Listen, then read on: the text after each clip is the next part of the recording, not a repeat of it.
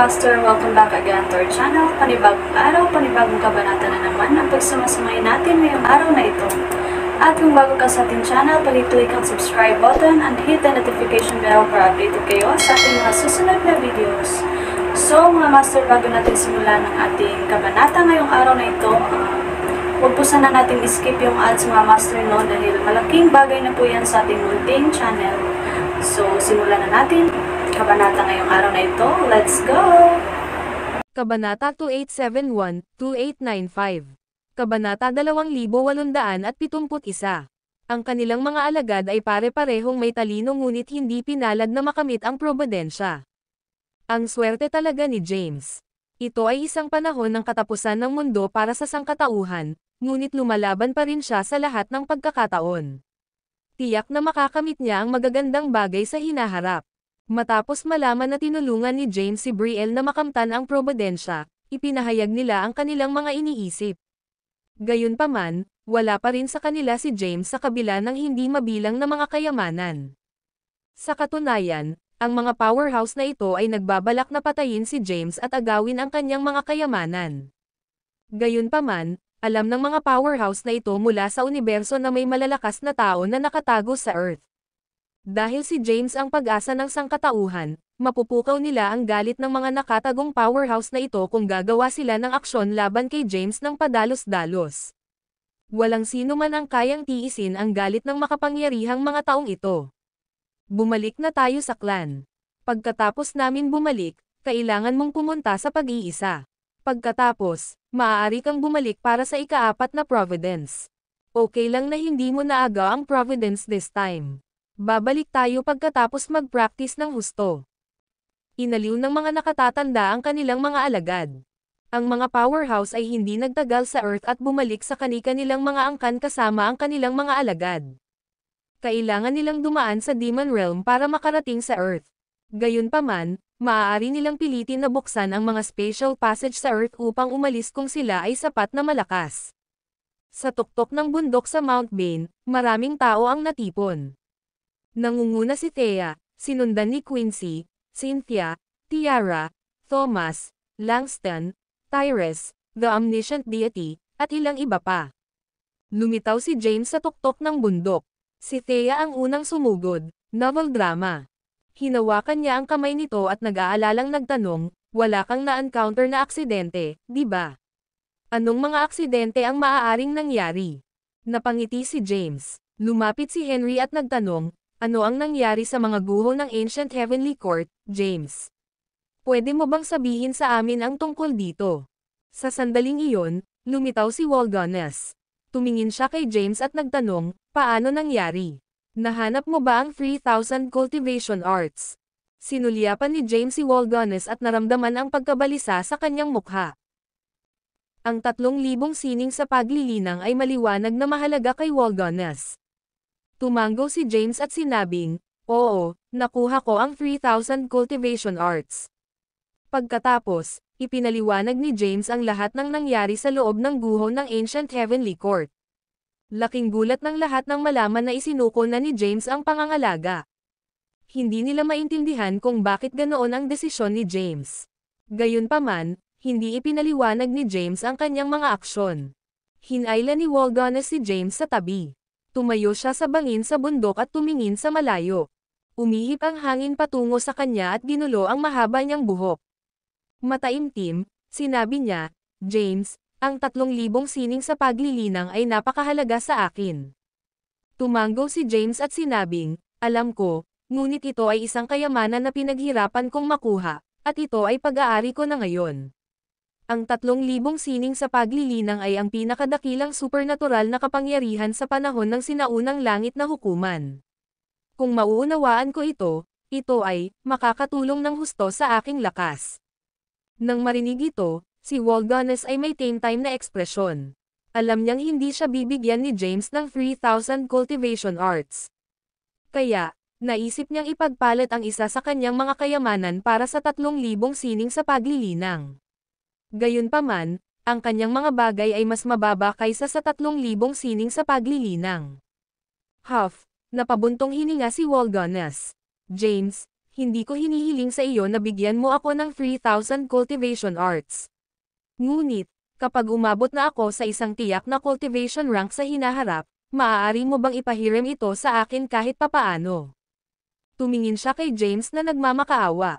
Ngumiti si James at sinabing, oo naman, hindi magiging problema iyon. Ang video na ito ay edited by Urban Storytelling. Kabanata 2872. Maayos naman si James sa pagpapahiram nito kay Waldonas. Sige, kung ganoon, pangako. Pagkatapos pumayag ni James, tuluyang lumuwag ang nakakunot na mga kilay ni Waldonas. Ang kanyang ama ay lumikha ng 3,000 sining sa paglilinang, kaya paanong hindi niya ito matututunan? Matapos mapagkasunduan, lumapit si James kay Thea at tinanong, ano na ang sitwasyon sa Earth ngayon, Thea? May nangyari bang malaking bagay? Nakasimangot na sumagot si Thea, wala pang malalaking kaganapan. Gayunpaman, araw-araw ay may mga nasawi dahil sa sumpa. Marami rito ay kinabibilangan ng mga tao mula sa 3,000 mundo. Hindi nalutas ni James ang sumpa sa ngayon. Limitado ang kanyang lakas, at hindi niya kayang lutisin ang sumpa ng lahat. Makakaasa lang siya sa grupo ng mga nakatagong powerhouse sa Earth na bumuo ng isang elixir upang sugpuin ang sumpa sa lalong madaling panahon. Matapos matagumpay na mabuo ang elixir, pansamantalang malulutas nito ang problema. Sige, dapat kang bumalik muna sa Wormstead. Pupunta ako at makikipagkita sa custodian sa Chamber of Scriptures sa Mount Tai. Tumanggo si Thea. Sige. Pagkatapos, umalis si James sa Mount Bane, novel drama. Ang mga tao na nagtipon doon ay unti-unti ding nagkalat. Hindi nagtagal, dumating si James sa Mount Tai. Pumasok siya sa bangin at lumangoy sa ilalim ng Chamber of Scriptures. Matapos itulak ang pintuan ng Chamber of Scriptures, pumasok siya sa bakanteng unang palapag at tinawag, MS, Custodian. Umalangaw-ngaw ang boses niya sa buong silid. Swoosh! Isang puting liwanag ang bumaba mula sa langit, at isang magandang babae ang lumitaw sa harap ni James. Nakasuot siya ng puting damit at kasing ganda ng dati. Bumalik ka na. Bahagyang tumanggo ang tagapag-alaga at nagtanong, paano ito nangyari? Anong mga pagpapala ang nakuha mo mula sa mga guho ng sinaunang langit na hukuman? Isinalaysay ni James ang mga pangyayari sa Ancient Heavenly Court. Matapos malaman na nakuha ni James ang 3,000 cultivation arts, ang custodian ay tumanggo ng kasiya siya at sinabing, not bad. James asked, MS, Custodian, how is the development of the elixir going? Napakataas ng bilang ng mga tao na nasawi. Kung magpapatuloy ito, hindi maraming tao ang may iwan sa Earth. Kumunat ang noo ng custodian at sinabing, ang mga bagay ay hindi tumitingin. Hindi madaling bumuo ng mga elixir upang sugpuin ang curse magic. Ang aming grupo ng mga powerhouse ay nagsusumikap dito. Gayunpaman, sa palagay ko ay hindi magkakaroon ng malaking pag-unlad sa lalong madaling panahon. Walang pag-unlad sa pag-unlad ng elixir ay kaila hilakbot na balita para sa sangkatauhan. Dati ay mayroong 10 bilyong tao sa Earth. Gayunpaman, wala pang 1 bilyon ang natitira pagkatapos ng 3 kalamidad. Ang mas masahol pa ay patuloy lamang ang pagbaba ng populasyon. Sa lalong madaling panahon, ilang daang milyong tao na lang ang matitira sa Earth. Siyempre, ang mga bilang ay eksklusibo sa mga tao mula sa 3,000 mundo. James, may task ako sa'yo. Mataimtim na tiningnan ng custodian si James. Ano ito? Bahagyang natigilan si James. Bihira lang ang custodian na magsuot ng ganoon kaseryosong hitsura. Kaya, agad niyang nalaman na ito ay isang bagay na makabuluhan. Ang tagapag-ingat ay time na nagsabi, ang sangkatauhan ay dumaan na sa 3 kalamidad, at ang ika-4 ay magiging pinakamasama. Kung hindi tayo gagawa ng tamang mga hakbang, ang mga tao ay ganap na mapapawi at hindi na mananatili. Seryosong sagot ni James, kung may maitutulong ako, pakisabi sa akin. I'll do my best. Sumagot ang tagapag-ingat, kailangan kong may mahanap ka. Tanong ni James, ano iyon? Ang video na ito ay edited by Urban Storytelling.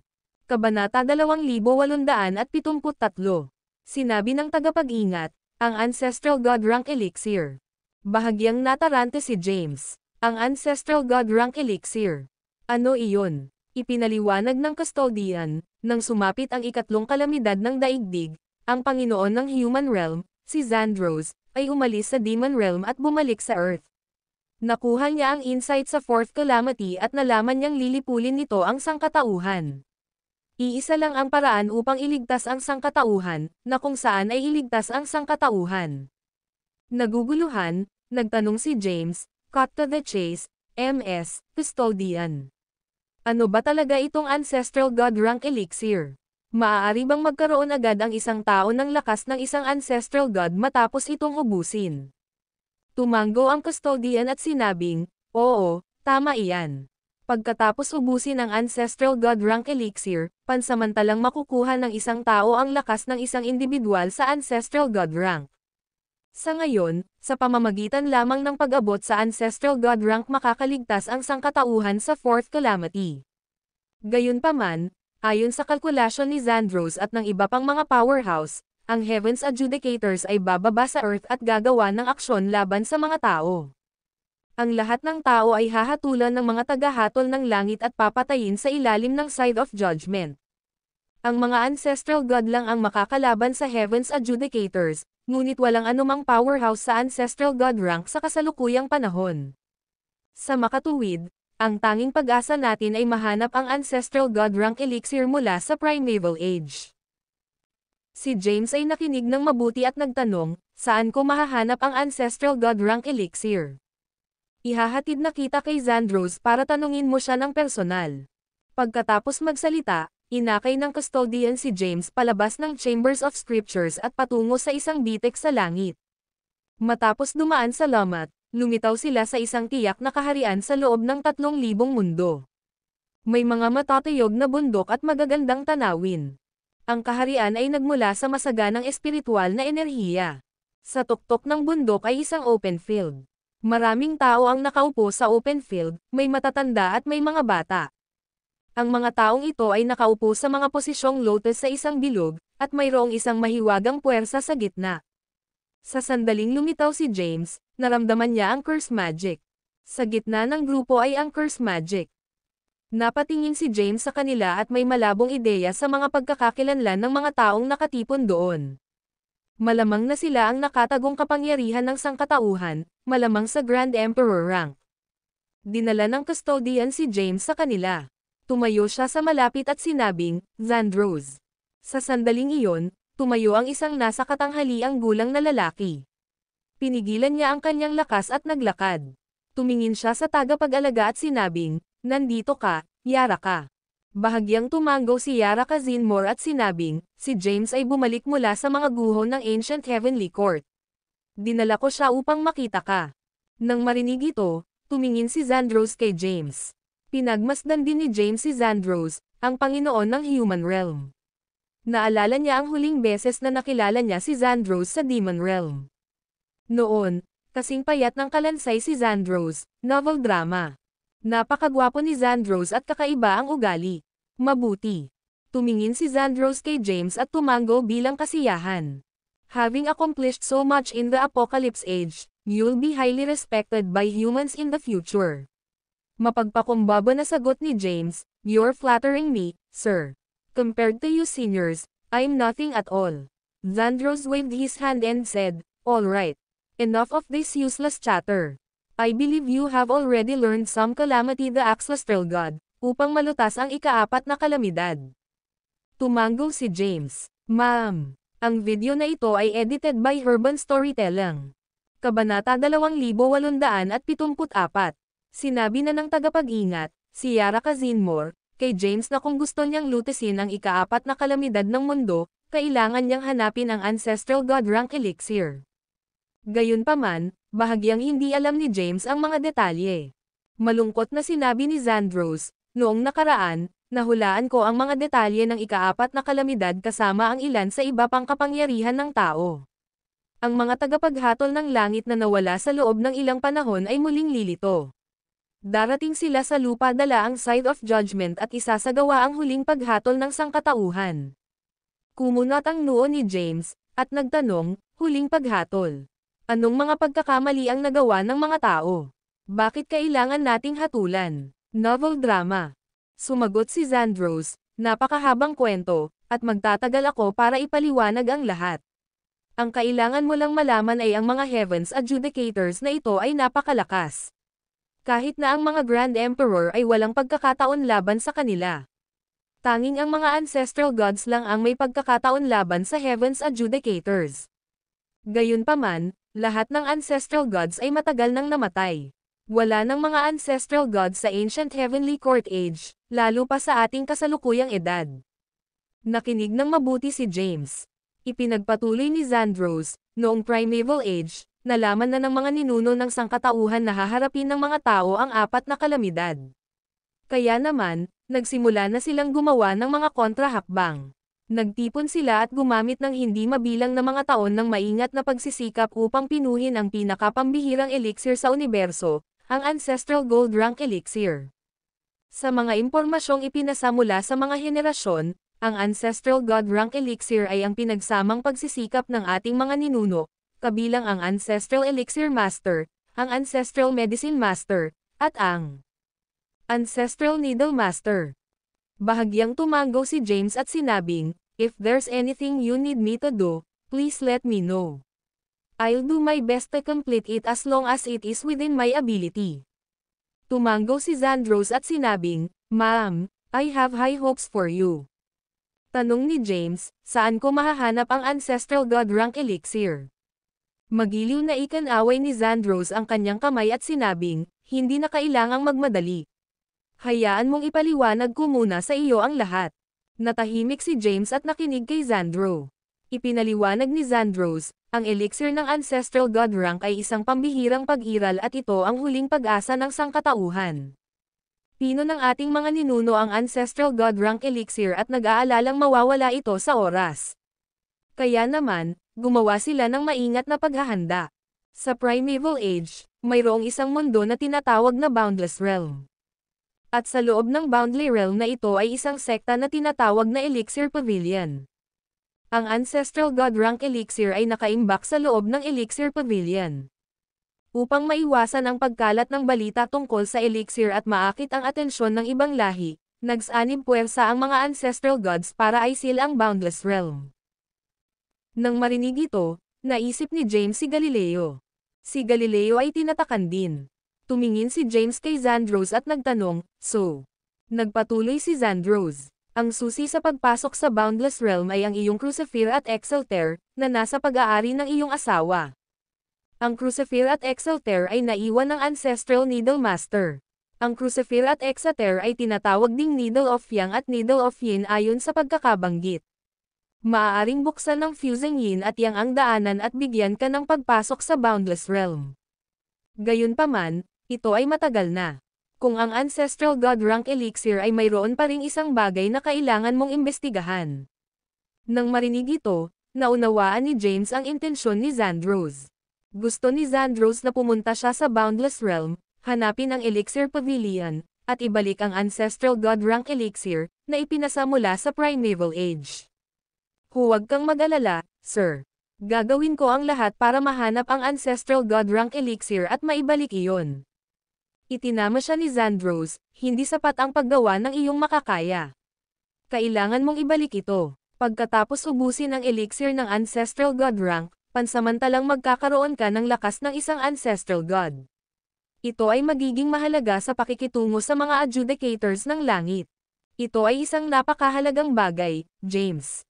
Sana maintindihan mo na kailangan mong ibalik ang Ancestral God Rank Elixir kahit na ito ay kabayaran ng iyong buhay."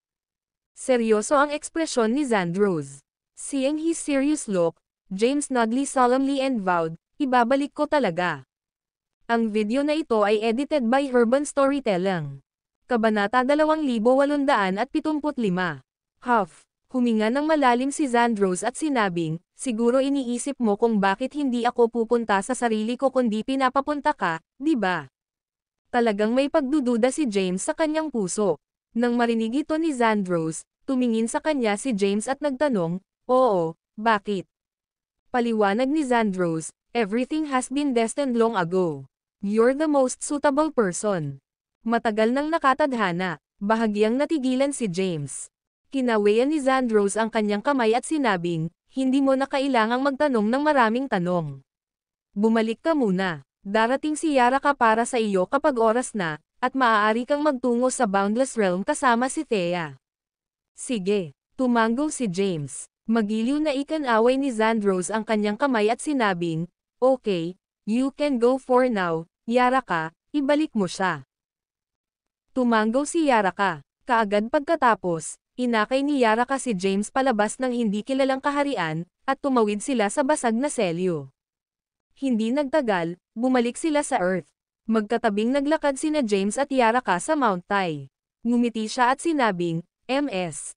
Tagapangalaga, ang iyong pangalan ay Yaraka. Kung hindi ko narinig si Sir Tegan na nagsasalita ng ganyan, hindi ko pa rin malalaman ang pangalan mo." Tumingin si Yaraka kay James at mahinahong nagtanong, "Mahalaga ba ang pangalan ko?" "Of course," sagot ni James na may seryosong tingin, "novel drama." Si Yaraka ay hindi gustong makipag-chat tungkol sa mga walang kwentang bagay at agad na binago ang paksa, na nagsasabing, "Umuwi ka muna at maghanda para sa paglalakbay. Kailangan mong pumunta sa walang hanggan na kaharian kasama si Thea sa pagkakataong ito." "Ma'am, I'll inform Thea." Tumango si James. Pinaalalahanan siya ni Yaraka, "Napakahalagang bagay ito, kaya huwag mong sasabihin kahit kanino maliban kay Thea para maiwasan ang pagkalat ng balita. Maliwanag ba iyon?" "Sige, alam ko." Tumango si James. Iniwan ni Yaraka ang mga salitang iyon bago naging isang kislap ng liwanag at nawala sa paningin ni James. Pinagmasdan ni James ang pagkawala ni Yaraka. Nag-space out siya ng ilang segundo. Pagkaraan ng ilang sandali, bumalik siya sa kanyang katinoan, tumalikod, at pumunta sa Wormstead. Nakaupo si Thea sa isang sofa sa loob ng isang silid sa likod bahay ng Wormstead's Palace. Tinanong niya, "Anong problema, James? Bakit kailangan nating mag-usap sa loob ng silid?" Inactivate ni James ang kanyang divine sense para i-scan ang kanyang paligid. Matapos makitang walang sino man sa paligid, sinabi niya, "Ito ay isang napakahalagang bagay at dapat itago." "Alright, cut to the chase, tungkol saan?" Ipinaliwanag ni James kay Thea ang mga detalye ng Fourth Calamity.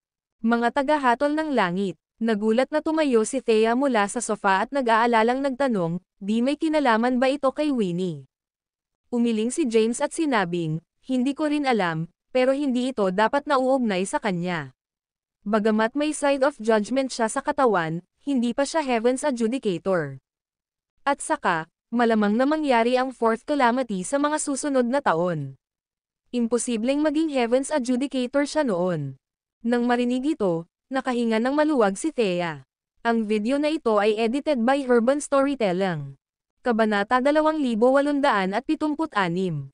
Dahil ang isang side of judgment ay nagising sa katawan ni Winnie, siya ay magiging isang Heaven's Adjudicator sooner or later. Bagamat tumanggi si James na mangyari ito, walang paraan para pigilan ito. Makakaasa lang siya na si Winnie ay hindi magiging isa sa mga Heaven's Adjudicators na lalabas sa ika-4 na kalamidad. Kung si Winnie iyon, magkaharap sila. Wala siyang ideya kung ano ang gagawin sa kanyang anak na babae sa isang tabi at mga tao sa kabilang panig. Huminga ng malalim si James at tumigil sa pag-iisip tungkol sa mga masalimuot na isyong ito. Tumingin siya kay Thea at sinabing, "Upang malutas ang Fourth Calamity, kailangan nating hanapin ang Ancestral God Rank Elixir na matatagpuan sa Boundless Realm."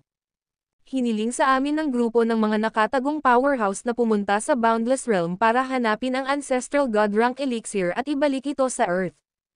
Hinawakan ni Thea ang kamay ni James at mariing sinabi, "Kahit anong gawin mo, I'll always support you.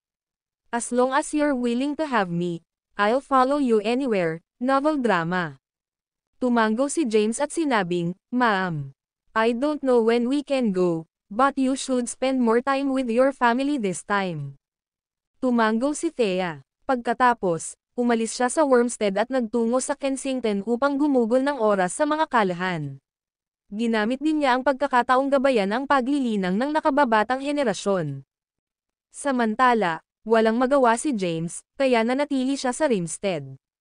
Maraming pamilyar na tao, kabilang sina Quintina, Marcelo, at Thomas, ang bumisita sa kanya sa panahong ito. Sa wakas, nagkaroon ng oras si James para mag-relax. May 3 buwan siyang magpahinga ng maluwag. Sa loob ng 3 buwang ito, walang malaking nangyari sa Earth. Ang tanging kalunos-lunos na pangyayari ay ang mga nasawi ay nangyayari pa rin araw-araw dahil sa sumpa. Nanatili si James sa Rimstead at narinig ang tungkol sa mga ulat ng mga casualty na nangyayari sa buong mundo. Sa kabila ng kagustuhan niyang tulungan sila, wala siyang magawa. Ang tanging magagawa na lang niya ay maghintay ng may pag-aalala.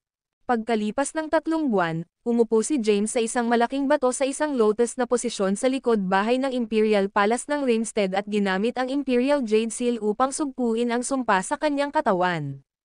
Swoosh! Sa sandaling iyon, isang puting liwanag ang lumitaw mula sa manipis na hangin at dahan-daang nagpakita sa isang babaeng nakasuot ng puting damit. Nang maramdamang may papalapit, agad na tumigil si James sa paglilinang. Tumalon siya pababa mula sa malaking bato at humarap sa babae. Tumingin si James sa kanya at nakangiting binati, "MS, Yaraka." Bahagyang tumango si Yaraka at sinabing, "It's already been 3 months. I'm sure you're already prepared. It's time to head to the Boundless Realm. Before I send you two off, Xandros would like to see you too." Tumango si James at sinabing, "Ma'am. I'll notify Thea immediately." Pagkatapos, kinuha ni James ang kanyang telepono at tinawagan si Thea, na nasa malayong lugar sa Kensington. "Oras na. We need to go." Matapos matanggap ang tawag, sumagot si Thea, "Sige. Pupunta ako kaagad." Ibinaba ni Thea ang telepono at nagpaalam sa mga kalahan, sinabing kailangan niyang umalis sandali. Pagkatapos, umalis siya sa Kensington at sumugod sa Wormstead. Ang kanyang kasalukuyang lakas ay nagpapahintulot sa kanya na maglakbay sa isang nakakatakot na bilis. Kahit na ang lugar ng Earth ay lumawak ng malaki at ginawang malayo ang distansya sa pagitan ng dalawang bansa, napakabilis niyang nalakbay ang distansya. Wala pang 10 minuto pagkatapos tumawag si James, nagpakita si Thea. Nang makita ang custodian, matamis na tumawag si Thea, "MS, custodian." Tumango si Yaraka at sinabing, "Let's go." Ang video na ito ay edited by Urban Storytelling. Kabanata 2877. Ikinaway ni Yaraka ang kanyang kamay, at isang malakas na puwersa ang lumabas sa kanyang palad. Pinalibutan ng puwersa sina James at Thea. Pakiramdam nila ay nanlalabo ang kanilang paningin, at nang mabawi nila ang kanilang paningin, nasa hindi pamilyar na lugar na sila. Nakarating na sila sa isa sa mga kaharian sa 3,000 mundo. Ang palasyo ay may magagandang bundok at malinaw na tubig. Mayroon din itong masaganang espiritual na enerhiya at nakamamanghang tanawin. Ito ay ang perpektong lugar upang linangin. Isang gwapong lalaki ang nakaupo sa isang lotus position sa isang open space sa tuktok ng bundok. Ito ay ang Panginoon ng Human Realm, si Xandros. Isa rin siyang makapangyarihang Grand Emperor. Para si Xandros ay maging Panginoon ng Human Realm, tiyak na mayroon siyang napakataas na mga nagawa upang malampasan ang iba pang mga Grand Emperor sa lakas. Inakay ni Yaraka sina James at Thea paakyat ng bundok at huminto malapit kay Xandros. Inilahad ni Yaraka ang kanyang kamay, sinenyasan sina James at Thea na manatili sa pwesto. Lumakad siya ng ilang hakbang at tinawag, "Xandros." Si Xandros na nakaupo sa isang lotus na posisyon ay bahagyang iminulat ang kanyang mga mata. Nang makitang dumating na si Yaraka kasama sina James at Thea, tumayo siya. Bati ni Xandros sa kanila, "James, Thea." Hindi pa nakikita ni Thea si Xandros ngunit narinig niya ang tungkol sa kanya mula kay James. Sa makatuwid, nahulaan niya kaagad na ang lalaki ay ang Panginoon ng Human Realm sa Primordial Age. Bahagya siyang tumango at magalang na sinabi, "Sir Tegan." Malumanay na ikinaway ni Xandros ang kanyang kamay at sinabing, "Tinawag ko kayong dalawa dito dahil may iilan pa akong mga bagay na ibibigay sa inyo bago kayo umalis sa Boundless Realm." Parehong nakikinig sina James at Thea. Ipinaliwanag ni Xandros, ang tanging paraan para magbukas ng daanan sa Boundless Realm ay ang paggamit ng Crucifer at Exalter. Naturally, mangangailangan din ito ng kapangyarihan mula sa inyong dalawa. Malamang wala kayong masyadong alam tungkol sa Crucifer and Exalter, right? I requested to meet you to teach you too about them and how to use them. Ang Crucifer at Exalter ay makapangyarihang sandata at pino mula sa pinakamahalagang materyales na umiral mula pa noong simula ng universo. Malaki ang naging bahagi nila sa pagpino ng Ancestral God Rank Elixir. Habang nagsasalita, ikinaway ni Xandros ang kanyang kamay, at 2 piraso ng jade ang lumitaw sa kanyang kamay. Ang mga kulay ng mga piraso ng jade ay puti at itim ayon sa pagkakabanggit. Ang puting jade ay lumutang patungo kay James at ang itim na jade kay Thea. Pinagmasdan ni James ang jade at natagpuan itong katulad ng mga kayamanan sa mga guho ng Ancient Heavenly Court. Ang lahat ng mga boon ay mga piraso ng jade na may mga mahiwagang salita sa kanila. Tanong ni James, ano ito? Ipinaliwanag ni Xandros, bago ka magsimula sa paglilinang, natagpuan mo ang crucifer at ang medikal na aklat. Gayunpaman, ang medikal na aklat ay ipinakilala lamang ang mga pangunahing kaalaman sa crucifer. Ang medikal na aklat ay naglalaman lamang ng isang maliit na bahagi ng makalangit na pagbabago. Mayroon akong kumpletong bersyon ng Heavenly Transformation. Pagkatapos mong matutunan ito, magagawa mong ilabas ang tunay na kapangyarihan ng crucifer at buksan ang daanan sa Boundless Realm. Lumingon si Xandros kay Thea at sinabing, ang bersyon na mayroon ka ay ang kumpletong demonic transformation. Para sa susunod na yugto, tuturuan ka ni Yaraka ng mga Elysian na karakter. Pagkatapos mong matutong magbasa ng mga karakter ng Elysian, mauunawaan mo ang nilalaman sa loob ng Jade's novel drama. Nagkatinginan sina James at Thea. Hindi nila inaasahan na ang Crucifer at Exalter ay magkakaroon ng ganoong kaalagang pinagmulan.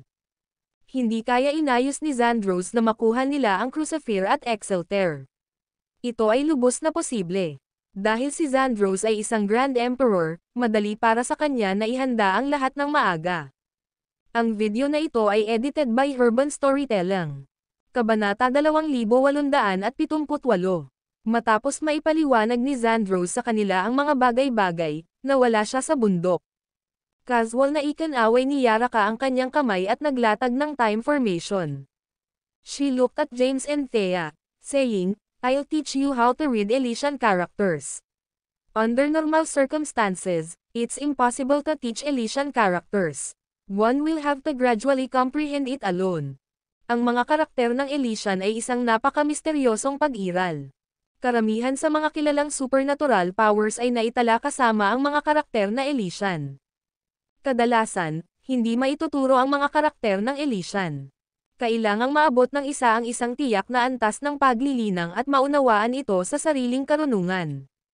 Gayunpaman, ang kaalaman ng tao ay walang katapusan. Ang isang Grand Emperor ay may walang katapusang habang buhay, novel drama.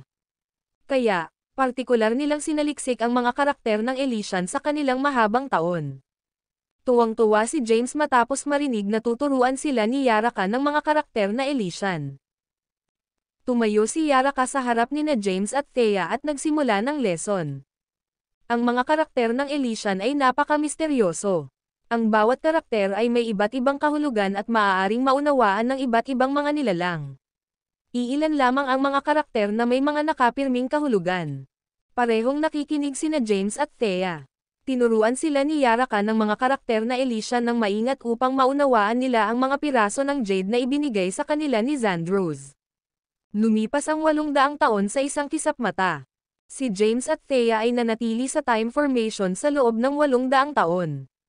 Sa loob ng 800 taon na ito, natutunan nina James at Thea ang mga karakter na Elysian at unti-unting sinimulan nilang i-unrave ang supernatural powers na nakatala sa mga banal na kasulatan. Napakaraming naituro lamang sa kanila ni Yaraka. Tungkol naman sa iba, si James at Thea ang dapat na mag-isip tungkol dito. Si Amon at isang babae ay nakaupo sa loob ng isang porma sayon sa isang bulubundukin ng isang partikular na kaharian sa 3,000 mundo. Nakatutok ang dalawa sa pagsasanay. Sa sandaling iyon, ang dalisay at misteryosong heavenly yang essence ay lumabas mula sa katawan ni James. 81 gintong karayom ang umikot sa kanyang katawan at naglabas ng malakas na enerhiya. Samantala, lumabas mula sa katawan ni Thea ang demonic yin essence, na maaaring manginig sa lamig. Ang araw at buwan ay hindi nakikita mula sa kabundukan. Nakatuon sina Thea at James sa pagsasanay sa loob ng time formation. Sa panahong ito, ang elemental inversion sa katawan ni James ay patuloy na nadagdagan ang kanyang lakas hanggang sa maabot niya ang isang breakthrough point. Matapos manatili sa porma sayon ng ilang sandali, gumawa siya ng isang pambihirang tagumpay. Sumulong si James sa ika-6 na yugto ng Sage Rank mula sa ika-5 yugto ng Sage Rank. Ang kanyang pisikal na lakas ay bumuti rin mula sa maagang yugto ng ika-6 na yugto ng Sage Rank hanggang sa gitnang yugto. Pinagmamasdan sila ni Yaraka sa gilid sa buong oras. Nagpakita rin si Xandros. Ramdam niya ang enerhiya mula sa dalawa, alam niyang marami na silang naintindihan. Lumapit siya kina James at Thea, saka sinabing, sige. Tama na. Parehong napatigil sina James at Thea. Tiningnan sila ni Xandros at sinabing, ang Heavenly Transformation at Demonic Transformation ay napakapambihira, at hindi magiging posible na ganap na makabisado ang mga ito sa maikling panahon. Sa kasalukuyan mong mga lakas, hindi mo pa rin lubos na mamaster ang mga ito. Ngayong mayroon na kayong pangunahing hindi pagkakaunawaan tungkol sa Crucifer, Exalter, Heavenly ang Essence, at Demonic in Essence, sapat na upang magbukas ng daanan patungo sa Boundless Realm. Ang video na ito ay edited by Urban Storytelling. Kabanata 2879. Bahagyang tumango si James at nagtanong, kailan tayo aalis? Sumagot si Xandros, sa ngayon. I'll personally send you to the seal of the Boundless Realm. Pagkatapos magsalita, casual na ikanaway ni Xandros ang kanyang kamay, at isang milagrong puwersa ang lumabas sa kanyang palad at pinalibutan sina James at Thea. Pagkatapos, isang bitek ang nabuo sa espasyo sa harap nila. Tumalon si Xandros patungo sa crack na may isang flash. Dinala niya sina James at Thea sa kalawakan at palabas sa universo. Natahimik ang universo, na tila nakakatakot, novel drama. Biglang may nabuong bitek sa kalawakan. Lumabas sa lamat sina Xandros, Thea, at James. Sa sandaling lumitaw si James sa mabituing universo, tumingin siya sa unahan at nakita ang hindi mabilang na mga planeta. Nakarating na ba tayo? Tanong ni James. Tumango si Xandros, tinuro sa unahan nila, at sinabing, yeah. That's the Boundless Realm. Tumingin din si Thea sa mga planeta. Ipinaliwanag ni Xandros, ang Boundless Realm ay hindi isang planeta kundi isang kolektibong pangalan para sa ilang planeta. Kasalukuyan itong nakasild, at pareho kayong kailangang magtulungan upang magbukas ng daanan. Naging seryoso ang mukha ni Xandros. Ang Boundless Realm ay nasil mula noong Primeval Age. Pinigilan nito ang pagkawasak ng Ancient Heavenly Court Age at naligtas sa labanan noong Primeval Age. Dapat may ilang powerhouse sa loob ng Boundless Realm sa Grand Emperor rank. Kailangang mag-ingat kayong dalawa. Gayunpaman, walang masyadong dapat ipag-alala. Ang Elixir Pavilion na nagbabantay sa Ancestral God Rank Elixir ay binigyan ng ganap na utos. Ibibigay ng mga powerhouse doon ng Ancestral God Rank Elixir hanggat nakikita nila ang Crucifer at Exalter. Gayunpaman, ang Elixir Pavilion ay nagtago pagkatapos matanggap ang kanilang misyon na bantayan ang Ancestral God Rank Elixir. Kaya, ang paghahanap ng Elixir Pavilion ay mangangailangan ng ilang oras at pagsisikap. Sumimangot si James at nagtanong, dapat napakalaki ng The Boundless Realm. Paano natin mahahanap ang Elixir Pavilion kapag nagtatago sila? Wala ka bang anumang mga pahiwatig? Umiling si Xandros. Wala siyang anumang ideya tungkol sa kinaroroonan ng Elixir Pavilion. Upang maiwasang matarget ang Ancestral God Rank Elixir, ang mga powerhouse ng Primeval Age ay hindi nag-iwan ng anumang pahiwatig. Naguguluhan si James. Kung gayon, paano natin ito hahanapin? Sumagot si Xandros, you'll have to figure that out. Also, there isn't much time, so you should hurry up. Tanong ni Thea, gaano pa katagal bago mangyari ang ika-4 na kalamidad ng daigdig? Umiling si Xandros at sinabing, hindi ko alam. Nakipagsanib puwersa na ako sa iba pang makapangyarihang tao, at mayroon lamang kaming magaspang na pagtatansya kung kailan ito mangyayari. Kahit na imposibleng magkaroon ng isang tiyak na petsa, alam namin na maaaring mangyari ito higit sa 1,000 taon mamaya. Nakinig ng mabuti si James. Nang makita si Xandros na nakatingin sa mabituing universo, nagtanong si James, mayroon pa ba kayong kailangan na malaman namin? Sinabi ni Xandros, alam kong may humigit kumulang 30,000 mundo na may primordial energy. Ibig sabihin, mayroong 30,000 mga planetang matitirahan. Ayon sa aking hula, Ang Elixir Pavilion ay malamang na nasa isang mas maliit na planeta at malamang na hindi kilala. Kaya, dapat mong subukang maghanap sa mas maliliit na planeta. Tumango si James at sinabing, "Alright, I understand." Casual na ikanaway ni Xandros ang kanyang kamay, at malakas na puwersa ang lumabas sa kanyang palad, unti-unting kumalat sa mabituing universo.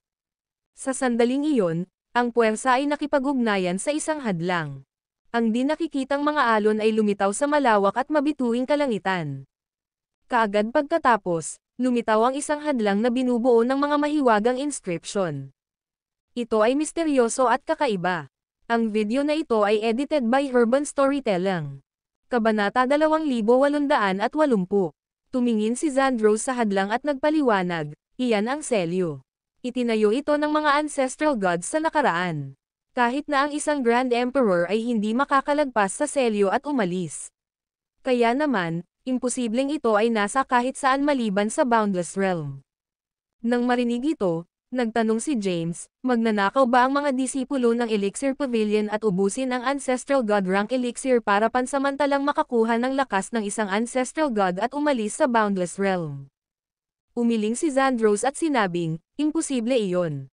Ang mga powerhouse na nagbabantay sa Ancestral God rank Elixir sa Elixir Pavilion ay tapat sa mga tao. Alam nila ang kahalagahan nito sa mga tao. Ito ang huling pag-asa ng sangkatauhan. Sige, hindi na itinuloy ni James ang paksa. Tinanong niya, paano natin bubuksan ang selyo ngayon? Paliwanag ni Xandros, napakasimple. Kailangan ninyong dalawa na pagsamahin ang Crucifer at Exalter. Fuse. Natigilan si James. Tumango si Xandros at nagpaliwanag, after the fusion, bubuo ang time capsule.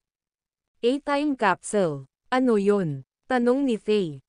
Sumagot si Xandros, ang time capsule ay isang kataas-taasang kayamanan na nabuo sa pamamagitan ng pagsasama ni Yin at Yang. Gamit ang time capsule, malalagpasan ninyong dalawa ang hadlang sa oras at dumaan sa oras, na nagpapahintulot sa inyo na malampasan sa hinaharap o nakaraan. Ito ba ay hindi ka panipaniwala? Nagulat si James. Tumango si Xandros at sinabing, syempre. Gayunpaman, medyo mahina ka pa rin at hindi mo kayang gamitin ng buo ang kapangyarihan ng time capsule. Sa ngayon, magagamit mo lang ang time capsule para magbukas ng daanan sa Boundless Realm. Sinunod naman nina James at Thea ang utos ni Xandros. Ipinatawag nila ang Crucifer at Exalter. 81 gintong karayom ang umikot kay James, samantalang 81 itim na karayom ang umikot kay Thea. Pareho silang gumamit ng yin at yang energy ayon sa pagkakasunod. Sa sandaling iyon, ang kanilang mga enerhiya ay pinaghalo at nabuo ang isang malakas na magnetic field. Ipikit ang iyong mga mata, maingat na pakiramdaman ang enerhiya ng isa't isa, at hayaang magsama ang iyong enerhiya. Ang pagsasanib ng yin at yang, gayon din ang langit at lupa, ay maaaring lumikha ng isang hindi magagapi na supernatural na kapangyarihan, novel drama. Sabay na pumikit sina James at Thea. Sa sandaling iyon, ang kanilang mga katawan ay umiikot sa mabituing universo, unti-unting bumubuo ng isang grand extremity. Ang yin at yang ay mahirap makita ngunit unti-unting nakikita. Isang pattern ng yin at yang ay malinaw na ngayon bilang araw. Sa sandaling iyon, naramdaman ni James ang pagsasanib ni Yin at Yang. Nakuha niya ang kapangyarihan ni Thea. Naramdaman din ni Thea ang kapangyarihan ni James na sumasailalim sa kanyang katawan at nakaramdam siya ng mas malakas. Nang makita ito, tumango si Xandros bilang kasiyahan. Sa sandaling iyon, unti-unting nagsanib ang James's Crucifer at Thea's Exalter upang bumuo ng scepter. Ang scepter ay medyo maliit, kasinlaki lamang ng braso ng isang sanggol. Ito ang pagpapakita ng pinagsamang enerhiya ni na James at Thea. Ay ito ba ang time capsule? Tumingin si James sa pinagsamang Exalter at Crucifer at naramdaman niya ang malakas na enerhiya sa time capsule. At dito na tayo. Sa sandaling iyon, gumawa ng hakbang si Xandros. Pinakilos niya ang lahat ng kanyang lakas at kinokontrol ang time capsule. Pakiramdam ni na James at Thea ay nakakulong sila ng makapangyarihang puwersa at hindi sila makalaya. Ang time capsule ay nagpakita ng nakakasilaw na liwanag pagkatapos na ma-activate ng enerhiya ni Xandros. Ang nakakasilaw na liwanag ay sumugod patungo sa selyo at pumutok dito. Walang tigil na sumugod sina James at Thea patungo sa siwang ng selyo. Pagpasok pa lang nila sa siwang, para silang nasa bumubulusok na ilog. Ang video na ito ay edited by Urban Storytelling. Kabanata 2881. Ang ilog ay kaakit-akit. Ito ay hindi isang ordinaryong ilog na may bumubulusok na tubig ngunit naglalaman ng mga umaagos na karakter at ron. Bago pa makapag-react ang dalawa, tuluyan nang nawala ang ilog. Pinagmasdan ni Xandros ang pagkawala ni Thea at James sa universo. He murmured, nauubusan na talaga ng oras ang sangkatauhan. Hindi ako sigurado kung magkakaroon pa kayong dalawa ng sapat na oras para makabalik na may dalang elixir na ancestral god rank, kaya ginamit ko ang kapangyarihan ng time capsule para ipadala kayong dalawa sa nakaraan at bumili ng mas maraming oras. 100,000 years back, you two have gone back 100,000 years in time. Sa aking lakas at kapangyarihan ng time capsule, 100,000 taon na lang ang maipapadala ko sa iyo. Sapat na para sa inyong dalawa na mahanap ang ancestral god rank elixir. Umalangaw-ngaw ang boses ni Xandros sa tahimik na espasyo, saka siya nawala. Hindi alam ni James o Thea na si Xandros ay sapilitang nag-activate ng time capsule para ipadala sa kanila ang 100,000 taon sa nakaraan para bigyan sila ng mas maraming oras para mahanap ang ancestral god rank elixir. Pagkaraan ng ilang sandali ay lumutang sina James at Thea sa mahiwagang ilog, nanlabo ang kanilang mga mata, at naramdaman nila ang pagpitigan ng kanilang mga katawan. Bagamat si James ay may walang katulad na pisikal na lakas, ang panggigipit ay nagdulot pa rin sa kanya ng matinding kakulangan sa ginhawa. Iminulat ni James ang kanyang mga mata upang tingnan ang kanyang paligid, ngunit napakadilim upang makita ang anumang bagay. Novel drama. Thea, nasaan ka, Thea? Sigaw ni James, at umalangaw-ngaw ang boses niya sa dilim. Pero hindi sumagot si Thea. Anong nangyari? Naguguluhan si James. Argyle. Sa pagkakataong iyon, naramdaman niya ang pressure na dumudurog sa kanyang buong katawan, at sa sobrang hindi makayanan ay parang sisabog na ang kanyang ulo. Tulad ng pakiramdam niya na hindi na niya ito makayanan, tumagos ang liwanag sa dilim at unti-unting lumiwanag ang kanilang paligid. Iminulat ni James ang kanyang mga mata at sinubukang i-scan ang kanyang paligid. Isang nakakasilaw na liwanag ang nagmula sa langit. Maya-maya, nasanay na siya sa liwanag. Pagkatapos, nahihirapan siyang bumangon. Bumaba ang tingin niya sa kanyang katawan at natuklasang natatakpan siya ng mga sugat na para bang dumaan siya sa isang matinding labanan. Sa sandaling iyon, isang bakal na wire ang dumausdad sa kanyang braso. Nandito si Crucifer, pero nasaan si Thea? Si James ay walang oras upang suriin ang kanyang paligid. Tiningnan niya ang bakal na alambre na binubuo ng 81 karayom at inisip ang sarili. Ano ba talaga ang nangyari? Nasa Boundless Realm ba ako? Nasaan si Thea? Sumama ako sa kanya, pero bakit kami nagkahiwalay? Natarante si James. Sa sandaling iyon, isang matandang lalaki ang nakaupo sa isang napakalaking bundok sa Boundless Realm. Tumingin siya sa mabituing kalangitan at napansin ang mga bituin na nagsisimulang magbago. Biglang bumangon ang masamang premonition sa kanyang puso. May mangyayari ba? Ang matandang lalaki ay may mataimtim na ekspresyon. Ang video na ito ay edited by Urban Storytelling. Kabanata 2882. Sabay na pumasok sina James at Thea sa Boundless Realm, ngunit may nangyaring hindi inaasahan sa daan. Matapos lumubog sa dilim, nakaramdam si James ng discomfort sa buong katawan niya. Nasa hindi pamilyar na lugar na siya nang muli niyang natano ang kanyang paligid. Gayunpaman, wala nang makita si Thea. Wala siyang ideya kung ano ang nangyari o kung buhay pa ba si Thea. Nahulaan ni James na maaaring may nangyari nang pumasok sila sa selyo at magkaibang lugar ang narating ng dalawa. Ang lugar kung saan lumitaw si James ay nasa loob ng isang bulubundukin. Sinimulan niyang hanapin ang bulubundukin, ngunit walang bakas ni Thea. James had a solemn expression. Tumayo siya sa pwesto ng matagal. Ilang sandali pa ay huminga siya ng malalim.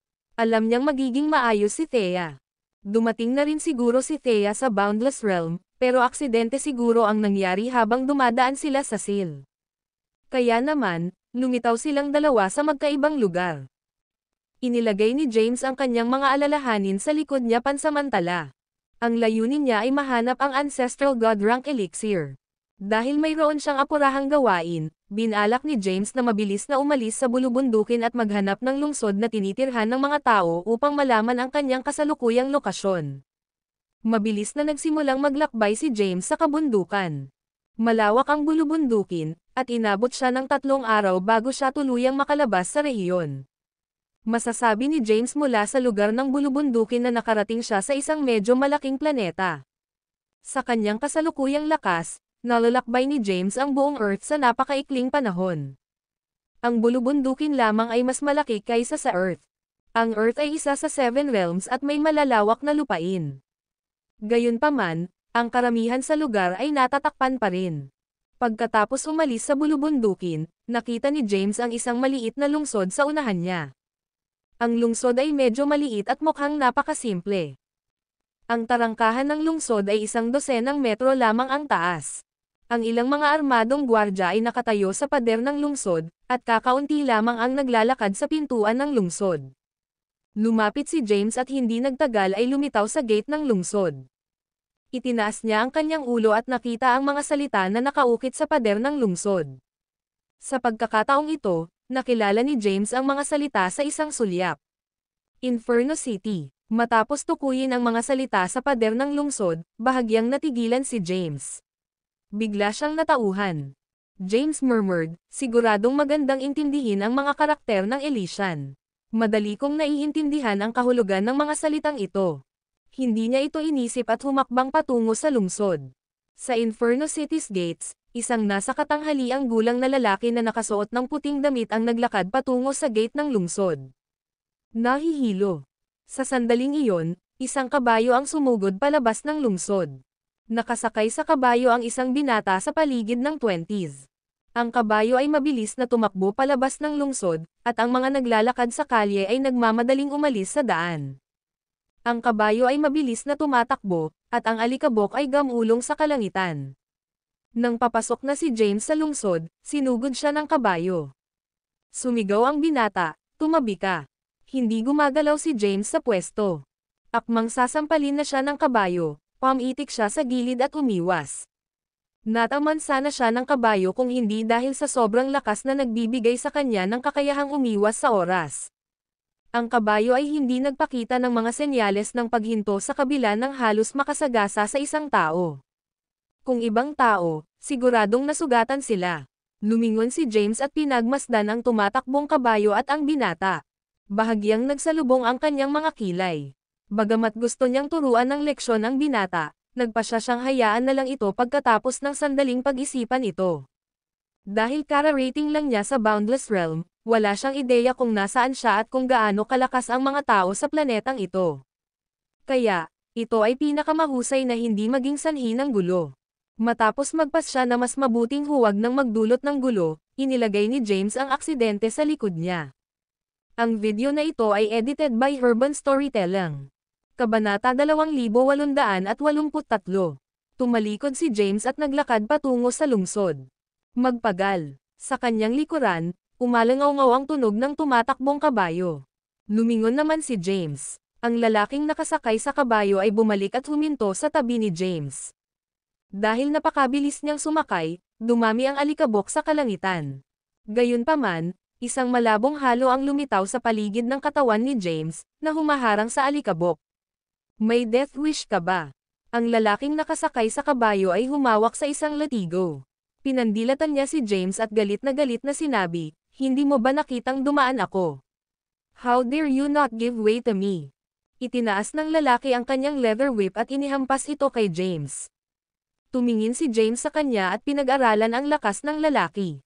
Ang binata ay nasa tribulation rank lamang at hindi man lang sage. Madali siyang mapatay ni James.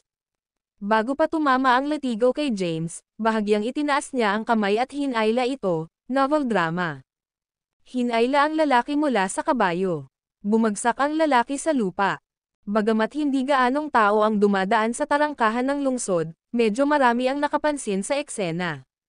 Nagulat ang lahat nang makita ang inaste ni James sa binata. Sino ang lalaking iyon? Hindi ba siya masyadong matapang? Hindi ba niya alam na anak iyon ng City Lord? Nagulat ang mga taong dumaan at nanood na parang exciting na palabas. Bagamat gumamit lamang si James ng kaunting puwersa, nagawa niyang magpakawala ng malaking lakas dahil naabot na niya ang medyo malaking cultivation rank. Ang anak ng Panginoon ng lungsod ay dumaing sa sakit, at pilit siyang bumangon mula sa lupa. Swoosh! Isang matingkad at mahabang espada ang lumitaw sa kanyang kamay, at hinampis niya si James nang walang anumang salita. Iniunat ni James ang dalawang daliri at madaling nahuli ang espada. Nagulat ang binata. Hinimok niya ang lahat ng kanyang lakas, ngunit hindi gumagalaw ang kanyang espada. Matapos ang isang maikling pagkabigla, nagdilim ang mukha ng binata. Agad niyang naunawaan na nakatagpo siya ng isang mahirap na tao. Sino ka? Alam mo ba kung nasaan ka ngayon? Kilala mo pa ba kung sino ako? Bagamat masasabi niyang makapangyarihan si James, hindi siya natakot dahil teritoryo niya ang lungsod. Bahagyang nagpuwersa si James. Kumalabog. Naputol ang espada sa kalahati. Casual na itinapon ni James ang nabasag na piraso at walang pakialam na sinabi, "Gusto mong malaman kung sino ako? You're not qualified to know. As for your identity, I'm not interested. Get out of the way, or I won't hold back against you." Pagkatapos magsalita, tumalikod si James at naglakad palayo. Nang lumingon si James, iwinagayway niya ang kanyang manggas, at isang malakas na enerhiya ang damaloy, na nagpapalayo sa anak ng Panginoon ng lungsod. Ang anak ng City Lord ay pinalipad ng 10-10 metro sa malayo at muling bumagsak sa lupa. Gayunpaman, hindi siya pinansin ni James. Pumasok si James sa lungsod, nakahanap ng isang tavern, at umupo sa isang mesa. Nakipag-chat siya sa ilang tao at nakinig sa chismis habang umiinom sa tavern. Ang Elixir Pavilion ng Boundless Realm ay muling nagre-recruit ng mga disipulo. After so many years, they're finally recruiting. Gayunpaman, narinig ko na isang tao lang ang pipiliin mula sa ating planeta. Isa lang. Hindi sapat iyon. Maraming alchemist sa ating planeta, lalo na sa mga kabataan. Paano sila magre-recruit ng isa lang? Ang napili ay hindi kaagad sasali sa Elixir Pavilion. Ito ay isang puwang lamang para makasali sa pagsusulit sa pagkadisipulo. Pinag-uusapan ng mga customer sa tavern ang Elixir Pavilion. Naintriga kaagad si James nang marinig ang Elixir Pavilion na inilabas. Ang Elixir Pavilion ba ang nagbabantay sa Ancestral God Rank Elixir? Ang video na ito ay edited by Herban Storytelling. Kabanata 2884. Sa sandaling dumating si James sa Boundless Realm, mabilis niyang nalaman ang tungkol sa Elixir Pavilion. Gayunpaman, hindi siya sigurado kung ang mga customer sa tavern ay nagsasalita tungkol sa nakatagong Elixir Pavilion na hinahanap niya. Sinabi sa kanya ni Zandros na ang misyon ng Elixir Pavilion ay protektahan ang Ancestral God Rank Elixir. Sa ilalim ng normal na mga pangyayari, ang Elixir Pavilion ay mananatiling mababang profile. Bukod dito, hiniling pa ni Zandros sa kanya na maghanap sa mas maliliit na mundo ng Boundless Realm. Ang Boundless Realm ay ang kolektibong pangalan ng maraming mundo. Napaisip si James. Hindi siya sigurado kung ito ang Elixir Pavilion na kailangan niyang hanapin. Gayunpaman, kailangan niyang subukan ito kahit na tama ito. Lumapit si James sa mga customer. Bagamat sila ay nasa anyong tao, alam ni James na hindi sila tao, novel drama. Sa mesa, may 5 tao. Lumapit si James na may dalang alak at nakangiting sinabi, "Cheers, mga kapatid." Umupo siya at nagsalin ng alak para sa kanilang lahat. Pagkatapos, dinampot niya ang kanyang baso at nilagok ang kanyang alak. "Good. Halika, sabay tayong uminom." Kinuha ng isa sa 5 nasa hapag ang kanyang baso at nilagok ang kanyang alak. Nakangiting tanong ni James, "Kanina lang, you were discussing the Elixir Pavilion, right? What's that whole situation about?" Sumagot ang isa sa kanila, "Oh, iyon ba ang gusto mong tanungin? Bueno, ang Elixir Pavilion ay magre-recruit ng mga disipulo ng hayagan. Hanggat alam mo ang tungkol sa alchemy, may pagkakataon kang maging disipulo ng Elixir Pavilion." Sabi nga, hindi madali ang maging disipulo ng Elixir Pavilion. Kunin ang Stardust Realm bilang halimbawa. Itinuturing kaming isang maliit na mundo sa Boundless Realm, at isang slot lang ang bukas sa amin. Gayunpaman, mayroong libu-libong alchemist. Ang pagkuha ng pagkakataong ito ay magiging napakahirap. Tanong ni James, paano ko makukuha ang slot na ito? Pagkalipas ng 3 taon, isang alchemy tournament ang gaganapin. Hanggat maaari kang tumayo, bibigyan ka ng pagkakataon. Tanong ulit ni James, kahit sinong alchemist pwede sumali diba? Or may restrictions? Syempre may mga paghihigpit. Ang Elixir Pavilion ay ang pinakamaimpluwensyang puwersa sa Boundless Realm. Ang mga ordinaryong alchemist ay hindi kwalipikadong maging mga disipulo. Ang Elixir Pavilion ay nagre-recruit lamang ng mga tunay na henyo. Tanging ang mga wala pang 1,000,000 taong gulang ang karapat-dapat na lumahok. Nang marinig ito ni James ay napaklik ang kanyang dila. 1,000,000 taon. Sa madaling salita, ang ilan ay nag-aaral ng alchemy mula nang ipanganak at nagsasanay nito sa loob ng halos 1,000,000 taon. Sa 1,000,000 taon, kahit na ang isang tanga ay maaaring maging isang alchemy master. Noong una ay nais ni James na kunin ang pagkakataong ito na pumunta sa Elixir Pavilion upang i-verify kung ito ang lugar na kanyang hinahanap. Gayunpaman, tila hindi gagana ang kanyang plano. I originally wanted to participate, but I think I'll pass. I can only head to the Boundless Holy Realm to watch, sabi ni James. Sisiha. And ngumiti ang isa sa mga customer at sinabing, nagbibiro ka ba? Sino ka sa palagay mo para makapasok sa Boundless Holy Realm? Kahit na ang Panginoon ng Stardust Realm ay hindi qualified na pumasok sa Boundless Holy Realm. Hinawakan ni James ang ilong niya at nagtanong, talaga? Bakit? Napatingin silang lahat kay James na parang hindi makapaniwala. Mabilis na ipinaliwanag ni James, nagsasanay ako sa pag-iisa at halos hindi gumagalaw sa labas. Kaya, hindi ako pamilyar sa mga makamundong gawain. Nang marinig ang paliwanag ni James, sinabi ng isa sa kanila, I see. Well, ang Boundless Holy Realm ay ang pinaka-advanced na mundo sa Boundless Realm. Napakaraming planeta at buhay na nilalang sa Boundless Realm. Kahit na ang powerhouse ay hindi pinahihintulutan sa Boundless Holy Realm nang walang pahintulot. Sa makatuwid, ang Elixir Pavilion ay isang pagkakataon na walang pahintulot na makapasok sa Holy Realm. Ang video na ito ay edited by Urban Storytelling. Kabanata 2885. Sa kanyang paliwanag, naunawaan kaagad ni James ang sitwasyon, novel drama. Para makapasok sa Boundless Holy Realm, kailangan niyang samantalahin ang pagkakataon ng recruitment ng Elixir Pavilion. Gayunpaman, siya ay walang alam tungkol sa alchemy. Bagamat mayroon siyang napakahusay na kasanayang medikal bago naging isang cultivator, ang alchemy ay ibang kasanayan. Salamat sa impormasyon. Sana magkita ulit tayo. Tumayo si James at hinawakan ang mga kamay. Aalis na sana siya, nang galing sa labas ng tavern ang tunog ng mga kabayo. Pagkatapos, isang malaking bilang ng mga gwardya ang sumugod at pinalibutan ang tavern. Nag-walk out si James at nakita niya ang binata na hamarang sa dinadaanan niya kanina. Nang makita ang sitwasyon sa labas, agad na napagtanto ni James na napasok siya sa isang mahirap na sitwasyon. Gayunpaman, hindi natakot si James. Ang mga bantay na nakapaligid sa kanya ay mahina, at ang pinakamalakas ay isang sage lamang. Tumingin siya sa binata na binugbog niya noon at walang pakialam na sinabi, ikaw na naman. Ano ang gusto mo? Napahamak ka. Wala akong pakialam kung sino ka. Walang makapagliligtas sa iyo pagkatapos mong tumawid sa akin. Ibaba mo siya. Kasunod ng kanyang utos, agad na naglabas ng kanilang mga espada ang mga gwardya. Pagkalabas na paglabas nila ng kanilang mga armas, kumilos na si James. Sa susunod na sandali, lumitaw na si James sa kalye sa labas. Nabali ang mga espada ng mga bantay, at bumagsak sila sa lupa, gumawa ng malulutong na tunog. Agad namang namutla sa takot ang mga tanod. Sobrang halaga mo ang iyong sarili. Bahagyang ngumiti si James at hindi sila pinansin.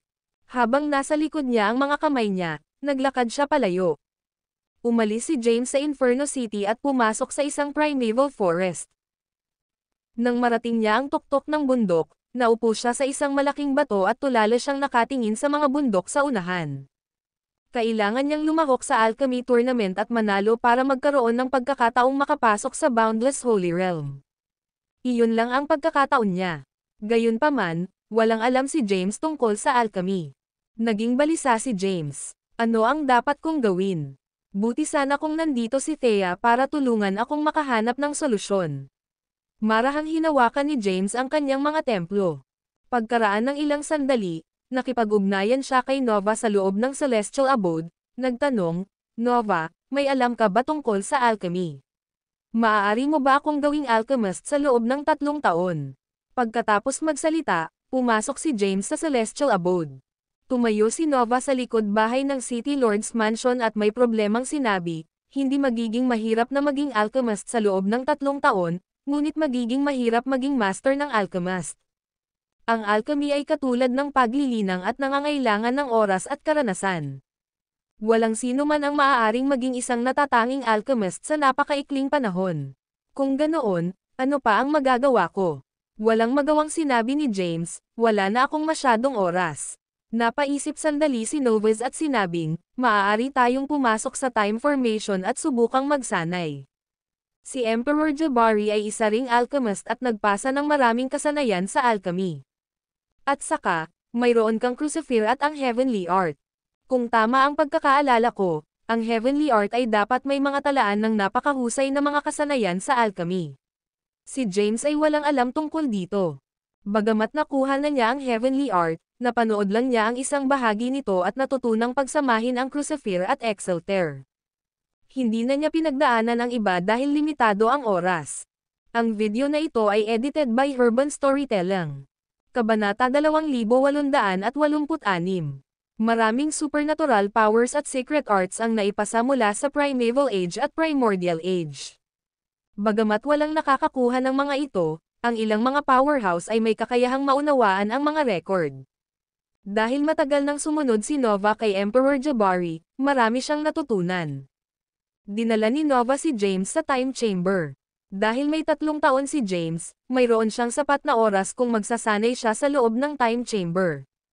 Nakaupo si James sa isang lotus position sa courtyard ng time chamber.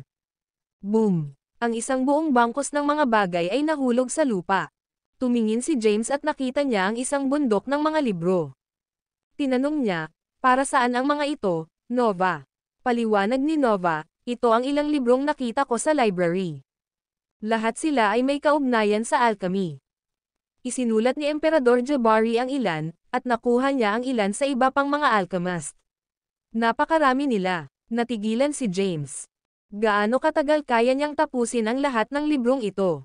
Ipinaliwanag ni Nova, ang pinakamahalagang bagay sa alchemy ay ang karanasan at mga formula. Pinipino ng isang alchemist ang mga elixir gamit ang mga formula. Ang mga formula na ito ay lihim ng bawat alchemist at hindi madaling ipasa sa mga tagalabas.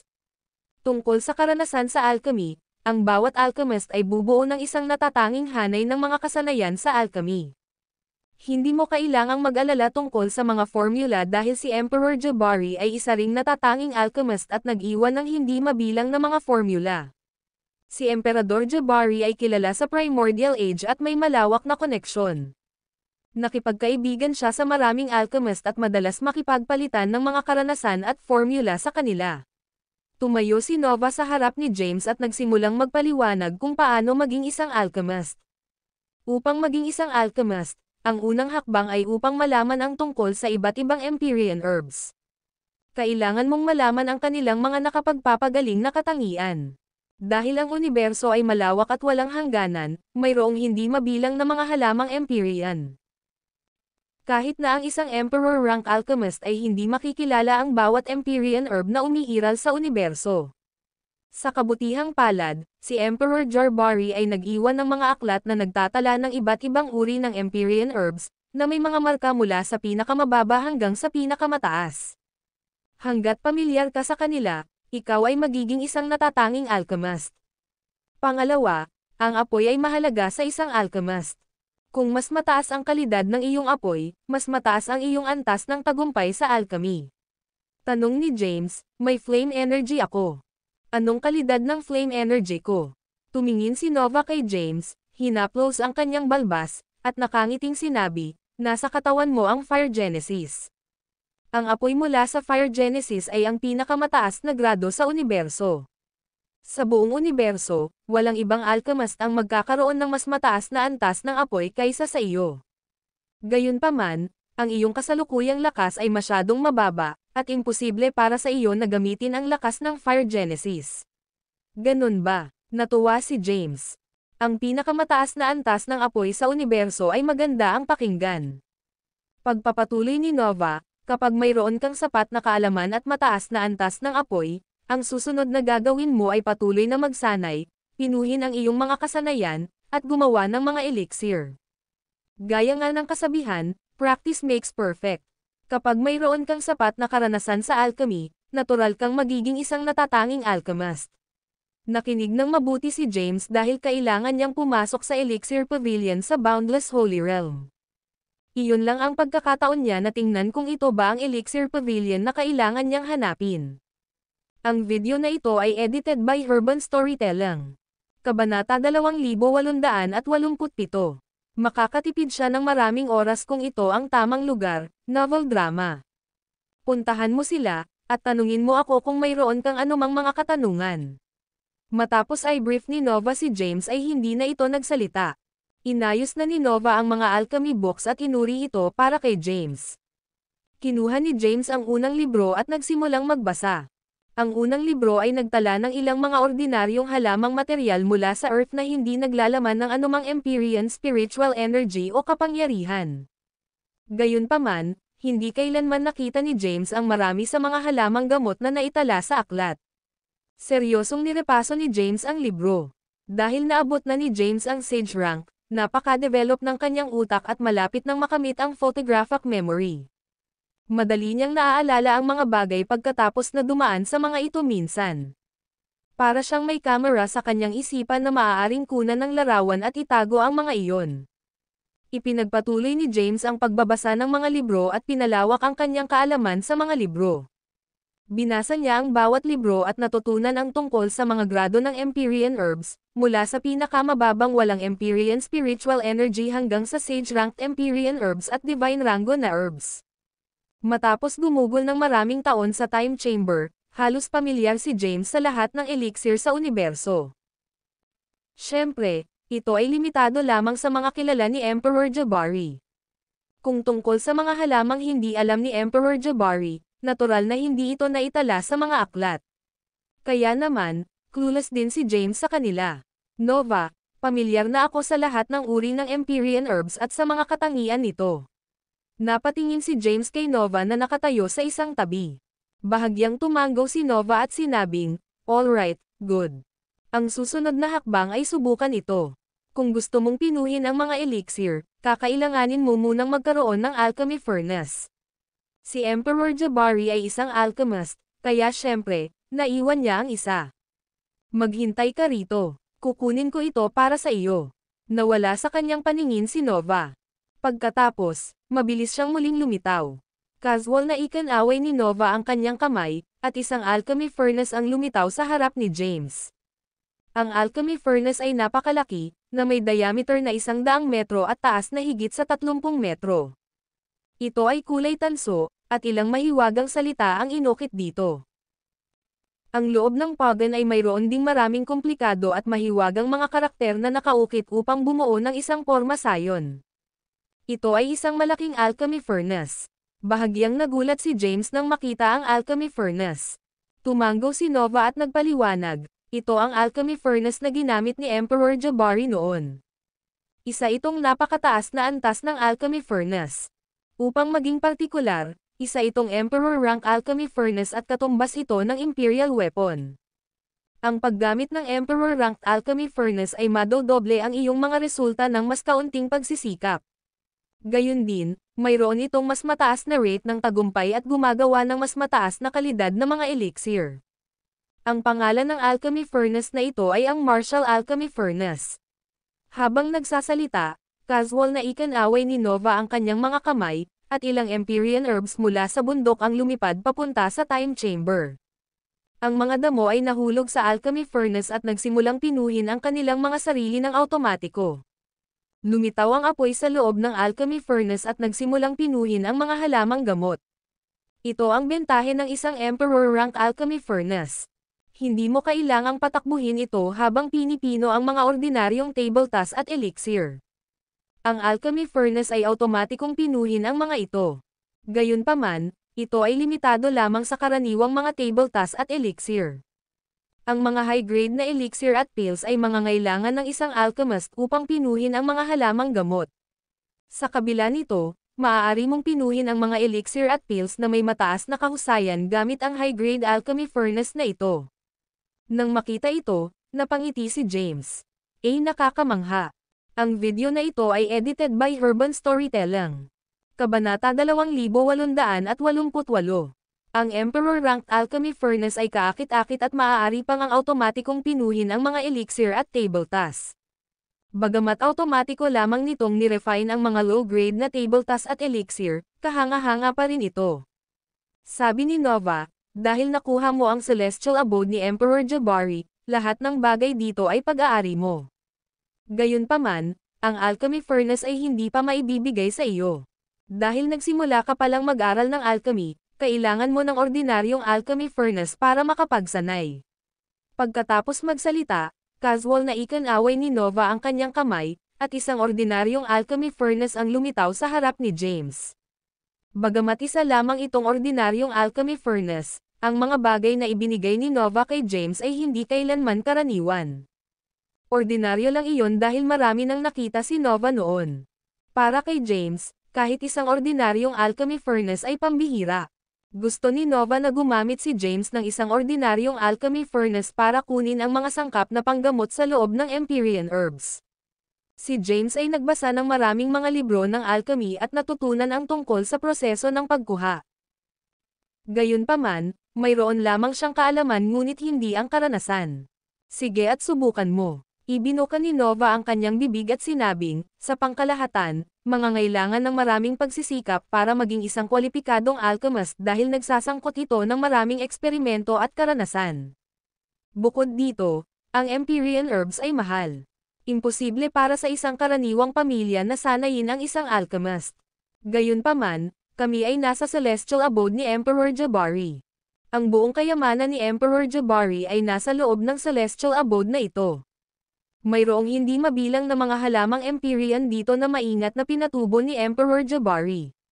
Dapat mayroong higit sa sapat para sa iyo na magsanay upang maging isang alchemist. Pagkatapos magsalita, casual na ikan-away ni Nova ang kanyang kamay, at maraming halamang gamot ang lumitaw sa harap ni James. Ang mga halamang gamot na dinala ni Nova ay karaniwan. Sinabi ni Nova, ngayon subukang kunin ang mga ito. Okay, tumango si James. Tumingin siya sa alchemy furnace sa harapan niya, huminga ng malalim, at tinawag ang fire sage energy sa loob ng kanyang katawan. Isang puting apoy ang nabuo sa kanyang palad. Sinulyapan ni James ang mga halamang gamot sa tabi at casual na ikan-away ang kanyang kamay. Ang isa sa mga damo ay lumitaw sa loob ng alchemy furnace, at ginamit niya ang apoy upang sunugin ang mga dumi sa damo. Pagkatapos, kinuha niya ang asensya ng damo. Kadalasan, ang Empyrean herbs ay naglalaman ng maraming essence energy. Kinailangan ng mga alchemist na kunin ang mga sangkap na kailangan upang pinuhin ang elixir na pinili. Ang mga elixir ay ginawa sa pamamagitan ng pagsasama-sama ng mga nakuhang sangkap na ito. Alam ni James kung paano pinuhin ang mga table tasks. Gayunpaman, hindi niya ito nagawa noon. Dahil ito ang kanyang unang pagsubok, hindi niya makontrol ang temperatura ng apoy at sinunog ang Empyrean herb, na nabigong kumuha ng anuman. Napatingin si James sa pinaso na Empyrean herb sa loob ng alchemy furnace na may nahihiyang tingin, novel drama. Nova encouraged him, huwag mong madaliin. Maglaan ng oras. Unang try mo pa lang. Pagkatapos mong masanay, makokontrol mo ng mabuti ang temperatura ng iyong apoy. Nagkaroon agad ng tiwala si James matapos siyang pasayahin ni Nova. Dahil maraming Empyrean herbs sa Celestial Abuide, maaari niyang sayangin ang mga ito. Kumuha si James ng isa pang Empyrean herb at inilagay ito sa loob ng alchemy furnace. Sa pagkakataong ito, maingat niyang kinokontrol ang temperatura ng kanyang apoy. Gayunpaman, ito ay masyadong mainit, at sinunog niya ang halamang gamot nang hindi nakuha ang mga bahagi nito. Huwag kang panghinaan ng loob. Subukan mo, sabi ni Nova. Sige, tumango si James. Sa paggabay sa kanya ni Nova, patuloy na sinubukan ni James at nagsunog ng maraming halamang gamot.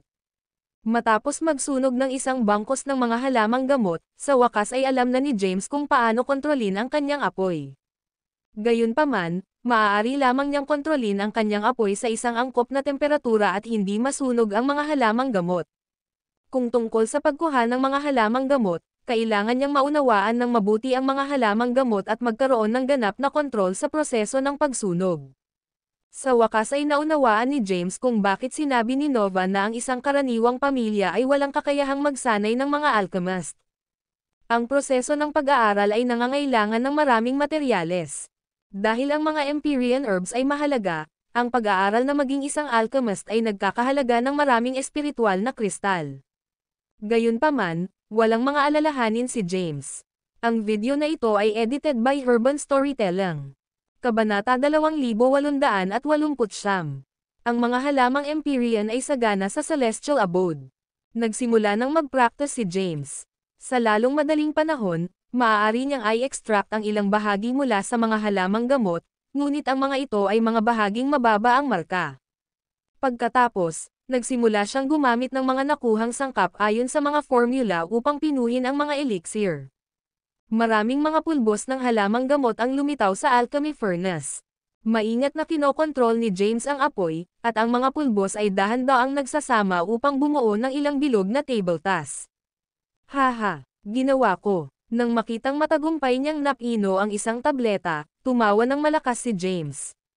Agad siyang pinakumbaba ni Nova sa pagsasabing, huwag kang masyadong excited. Pino mo lang ang isang napakasimpleng tableta. Magiging mas komplikado ang pagpino ng mga table task at elixir na may mataas na grado. Dapat kang magpino man lang ng 15th grade Sage Rank Elixir para manalo sa Alchemy Tournament. Malayo pa ang lalakbayin mo. Nang marinig ito ni James ay nalungkot. Isang 15 grade Sage Rank Elixir. Magtagumpay kaya siya sa natitirang oras. Ang pil na nilinis ni James ay nasa average na grado. Ang mga karaniwang elixir ay namarkahan din mula sa unang baitang hanggang ika-9 na baitang. Tanging mga elixir pagkatapos ng ika-9 na baitang ang itinuturing na Sage Rank. Agad na naramdaman ni James ang pananakit ng ulo sa pag-iisip tungkol sa lahat ng komplikadong bagay na ito. Napakakomplikado ng alchemy. Kung hindi dahil kailangan niyang maging alchemist, hinding-hindi niya gugustuhing matuto ng alchemy. Gayunpaman, mahalaga ito dahil kailangan niyang makuha ang Ancestral God Rank Elixir, novel drama. Ang Ancestral God Rank Elixir ay nauugnay sa kaligtasan ng mga tao sa buong universo. Huminga ng malalim si James at inalis ang iniisip. Pagkatapos, ipinagpatuloy niya ang pagsasanay at pagpino ng mga panggamot na elixir sa Celestial Abode's Time Chamber. Medyo mabilis ang improvement ni James.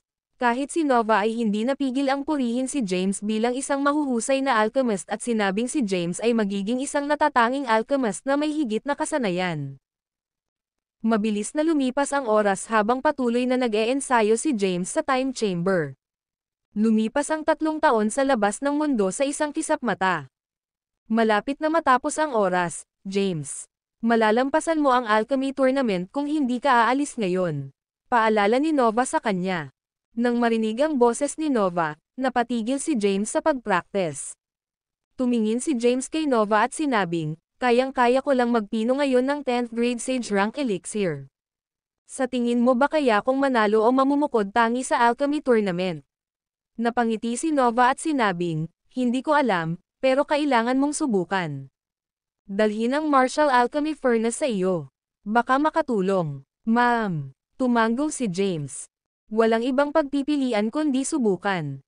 Gayunpaman, ang iyong mga pagpapabuti ay ang pinakamabilis sa mga alchemist na nakita ko. Malaki ang potensyal mo. Si Emperador Jabari ay nag-recruit ng maraming mga disipulo sa nakaraan, ngunit wala sa kanila ang maihahambing sa iyo. Very optimistic si Nova kay James. Nakangiting tugon ni James. Ang malaking bilang ng mga halamang gamot na makukuha sa Celestial Abode ay isang mahalagang salik na nag-ambag sa kanyang mabilis na pagkamit ng gayong magagandang resulta. Hindi siya mapapabuti sa ganoong kabilis na bilis kung walang napakaraming Empyrean herbs na magagamit para sa pagsasanay. Ang video na ito ay edited by Urban Storytelling. Kabanata 2890. Mula sa isang baguhan, matagumpay na naging alchemist si James sa time chamber na may tuloy-tuloy na mapagkukunan at materyales sa Celestial Abode. Ngayon, maaari na niyang pinuhin ang isang 10th grade sage rank elixir. Iyon ay hindi kapani-paniwalang kahanga-hanga. Kung kaya niyang manalo sa alchemy tournament na ginanap sa Stardust Realm ay depende sa kanyang swerte. Walang pagsisisi si James kahit na hindi siya makapag-qualify. Pagkatapos ng lahat, ginawa niya ang kanyang makakaya. Nang malaman na malapit nang matapos ang oras, umalis si James sa Celestial Abode. Muli siyang nagpakita sa isang bulubundukin ng Stardust Realm. Hindi sigurado si James kung gaano siya katagal bago naganap ang alchemy tournament, at hindi rin niya alam kung saan ito gaganapin. Umalis siya sa bulubundukin at nagtungo sa isang lungsod upang magtanong. Sa kalaunan, nalaman niya na ang alchemy tournament ay gaganapin sa pinakamalaking lungsod ng Stardust Realm, Stardust City. Napakalaki ng Stardust Realm, at kahit na sa kasalukuyang lakas ni James, magtatagal siya para maglakbay sa buong Stardust Realm. Sa kabutihang palad, mayroong isang teleportation formation sa bawat lungsod.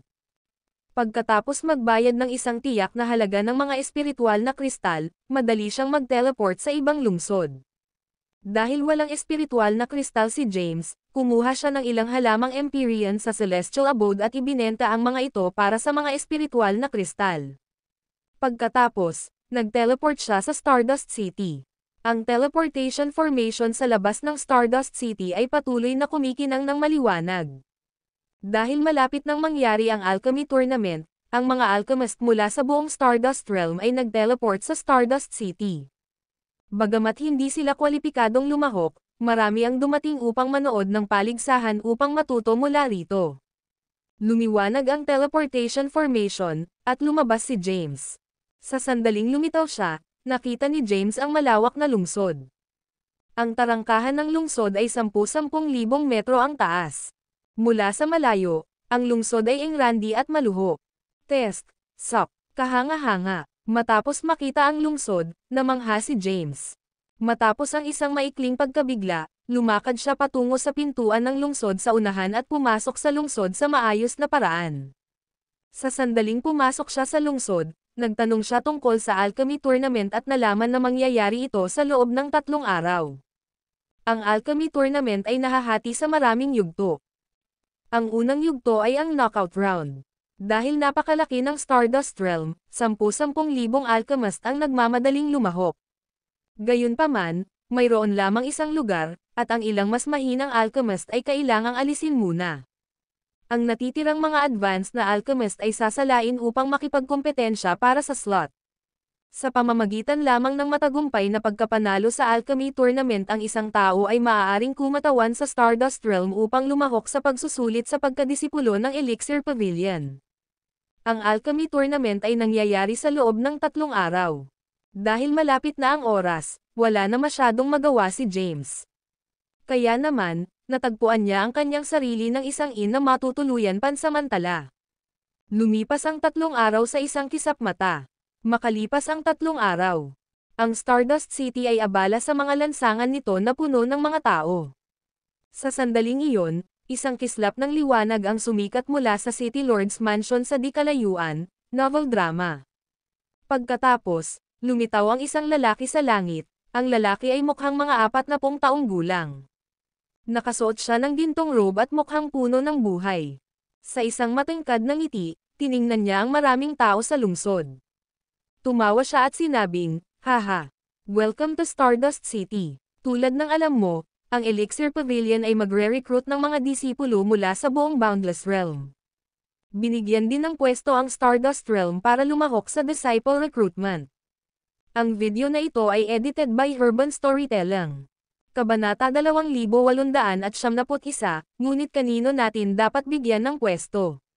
Pagkatapos ng ilang malalim na pagmumuni-muni, nagpa siya akong magdaos ng alchemy tournament. Kung sino man ang magwawagi sa tournament na ito ay kakatawanin ang Stardust Realm sa proseso ng screening para maging disipulo ng Medicine Pavilion. Nang marinig ito, naunawaan ni James na ito ang Panginoon ng Stardust Realm. Sinubukan niyang maramdaman ang kanyang kapangyarihan. Gayunpaman, ang aura na ipinalabas ng Panginoon ay napakalaki, at wala siyang maramdaman, novel drama. Tulad ng inaasahan sa Panginoon ng isang kaharian. Siya ay talagang makapangyarihan. Dapat siya ay nasa divine rank at mas mataas. Halos mahulaan ni James ang lakas ng Panginoon. Gayunpaman, hindi niya maisip kung anong yugto ng divine rank siya. Nakatayo sa himpapawid, ang tinig ng Panginoon ay lumakas. Para masiguro ang pagiging patas ng tournament na ito. Inimbitahan ko si Murden Silas ang Divine God na maging hurado ng tournament na ito. Nang marinig ito, natigilan ang lahat. Ano? Murden Silas ang banal na Diyos. Yung divine rank alchemist na kilala sa buong mundo. Wow! Hindi ko akalain na makikita ko si Murden Silas ang divine God. Sa palagay ko ang paglalakbay na ito ay hindi walang kabuluhan. Kung matatanggap ko ang kanyang patnubay, tiyak na makikinabang ako ng husto. Nabalisa, marami ang hindi napigil ang mapasigaw. Murden Silas ang banal na Diyos. Murden Silas ang banal na Diyos. Umalangaw-ngaw ang mga tagay sa buong rehiyon. Sa sandaling iyon, isang maliwanag na bagay ang lumipad palabas mula sa City Lord's Mansion. Pagkatapos, isang matandang lalaki ang nagpakita sa himpapawid at tumayo sa harap ng Panginoon. Nalukot ang mukha ng matanda, at nakasuot ito ng kulay abong damit. Bahagya niyang itinaas ang kamay, sa kadahan-daang ibinaba. Agad na tumahimik ang mga tao. Nakatingin ang bawat nilalang ng lungsod sa matandang lalaki. Ang lalaki ay si Murden, isang makapangyarihang figure ng divine rank. Ang pag-abot sa divine rank ay hindi mahalaga sa interminable celestial realm. Gayunpaman, may iba pa sa kanya na kakaiba. Isa siyang divine rank alchemist na nakapag-concoct ng divine rank elixir. Bilang isang kilalang tao, siya ay iginagalang saan man siya magpunta. Tinitigan ni Murden ang hindi mabilang na mga alchemist sa ilalim niya at nakangiting sinabi, "Gusto kong tiyakin sa iyo ang aking walang kinikilingan sa darating na paligsahan. Hanggat nagagawa mong makilala ang iyong sarili mula sa masa, ipinapangako kong tatanggapin kita bilang aking inner disciple at tuturuan ka ng ilan sa mga pinaka-advanced na alchemy, kahit na makasali ka sa Medicine Pavilion." Nang marinig ito, naghiyawan ang mga tao. Si James lang ang walang pakialam. Isang divine rank alchemist lang ang nangangahas na kumilos ng mayabang, tahimik na bulong ni James sa sarili. Hindi siya minamaliit ng tingin kay Murden. Gayunpaman, ang alchemy na itinuro sa kanya ay ipinasa ni Emperor Jabari. Bukod doon, nakilala ni Emperor Jabari ang maraming alchemist ng Emperor rank. Dahil dito, ang lahat ng alchemy na natutunan niya ay nasa pinaka-advanced na antas. Kaya naman, natural lang na hindi siya interesado sa mana ng isang divine rank alchemist. Nang makita ito, ang Panginoon, na nakatayo sa himpapawid, ay ngumiti at nagsabi, "Ngayon, hayaan mo akong ilarawan ng maikli ang mga tuntunin ng paligsahan na ito." Tulad ng alam ninyong lahat, ang isang kilalang alchemist ay nagtataglay ng napakalakas na soul power.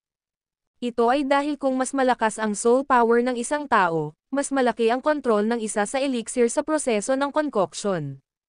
Dahil iisa lang ang pwesto, napakahigpit ng mga kinakailangan sa preliminary round. Maaari lamang makapasok ang isa sa susunod na round kung mayroon silang sapat na soul power. Ang tournament ay gaganapin sa Mount Inclining Moon. Kung sino man ang gustong lumahok, mangyaring pumunta sa Mount Inclining Moon. Lumakas ang boses ng Panginoon. Habang umaalingaw-ngaw ang kanyang boses, ang mga alchemist mula sa buong mundo ay unti-unting umalis sa Stardust City at nagtungo sa Mount Inclining Moon. Ang video na ito ay edited by Urban Storytelling. Kabanata 2872.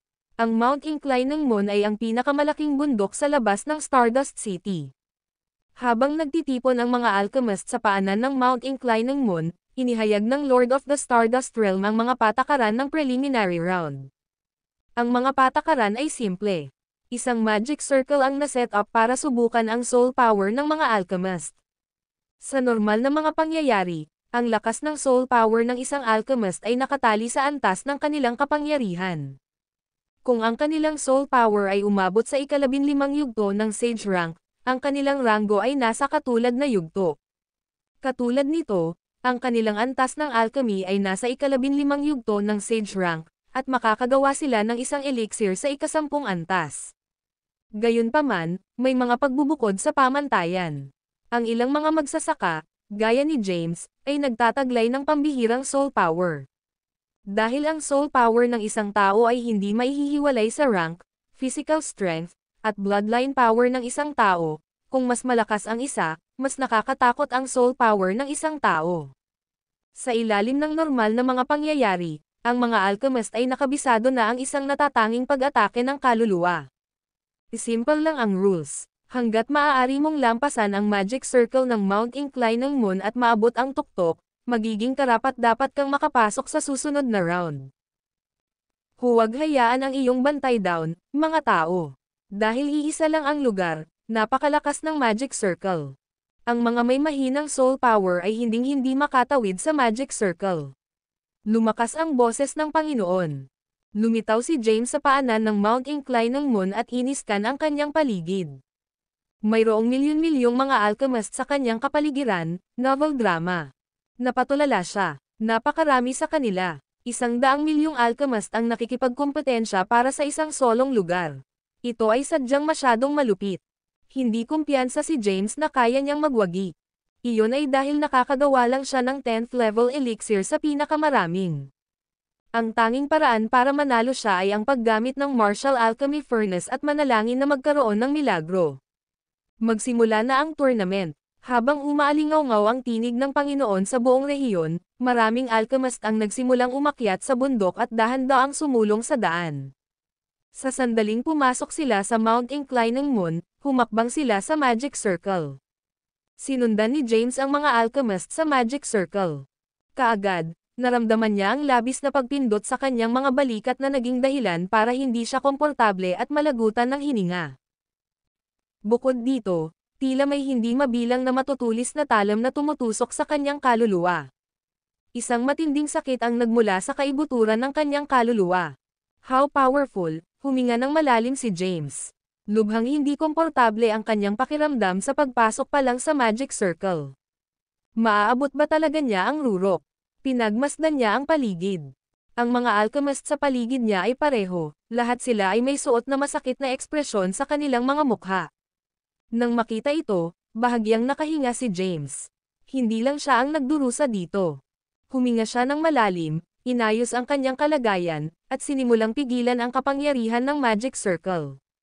Sa sandaling ipinatawag niya ang kapangyarihan, mas gamaan ang pakiramdam niya. Mahirap siyang humakbang pasulong. Arg! Isang masakit na sigaw ang nagmula sa kanyang likuran. Pagkatapos, isang alchemist ang bumagsak sa lupa.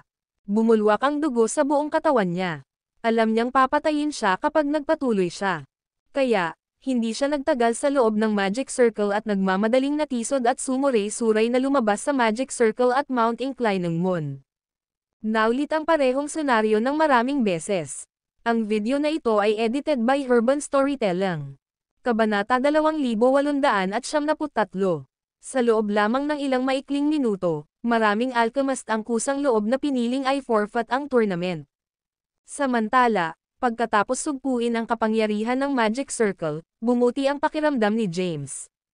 Hindi naapektuhan ng pressure, humakbang siya pasulong at dahan-daang sumulong patungo sa tuktok. Hindi nagtagal, siya ang nasa unang lugar, novel drama. Sa likuran niya ay isang grupo ng mga alchemist na sumusulong ng may matinding kahirapan. Maraming tao ang nakatayo sa tuktok. Kabilang sa kanila ay ang Stardust Realms Lord, Murden Silas ang Divine Rank Alchemist, at marami pang iba pang kilalang alchemist ng Stardust Realm. Murden. Sinulyapan ng Panginoon si Murden, na nakatingin sa paanan ng bundok na may ayos na ekspresyon sa kanyang mukha. Ang Panginoon ay nagtanong, ang Magic Circle na ito ay talagang makapangyarihan. Maaari ba talagang maabot ng sino mang alchemist ang rurok? Masyado bang mahigpit ang mga hinihingi natin?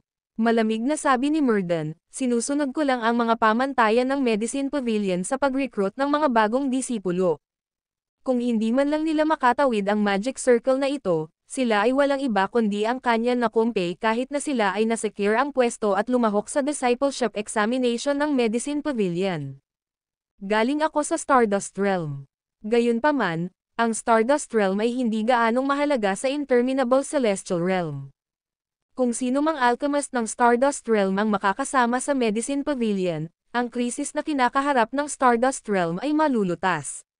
Sa pagsasalita tungkol sa krisis, naging malungkot ang ekspresyon ng Panginoon.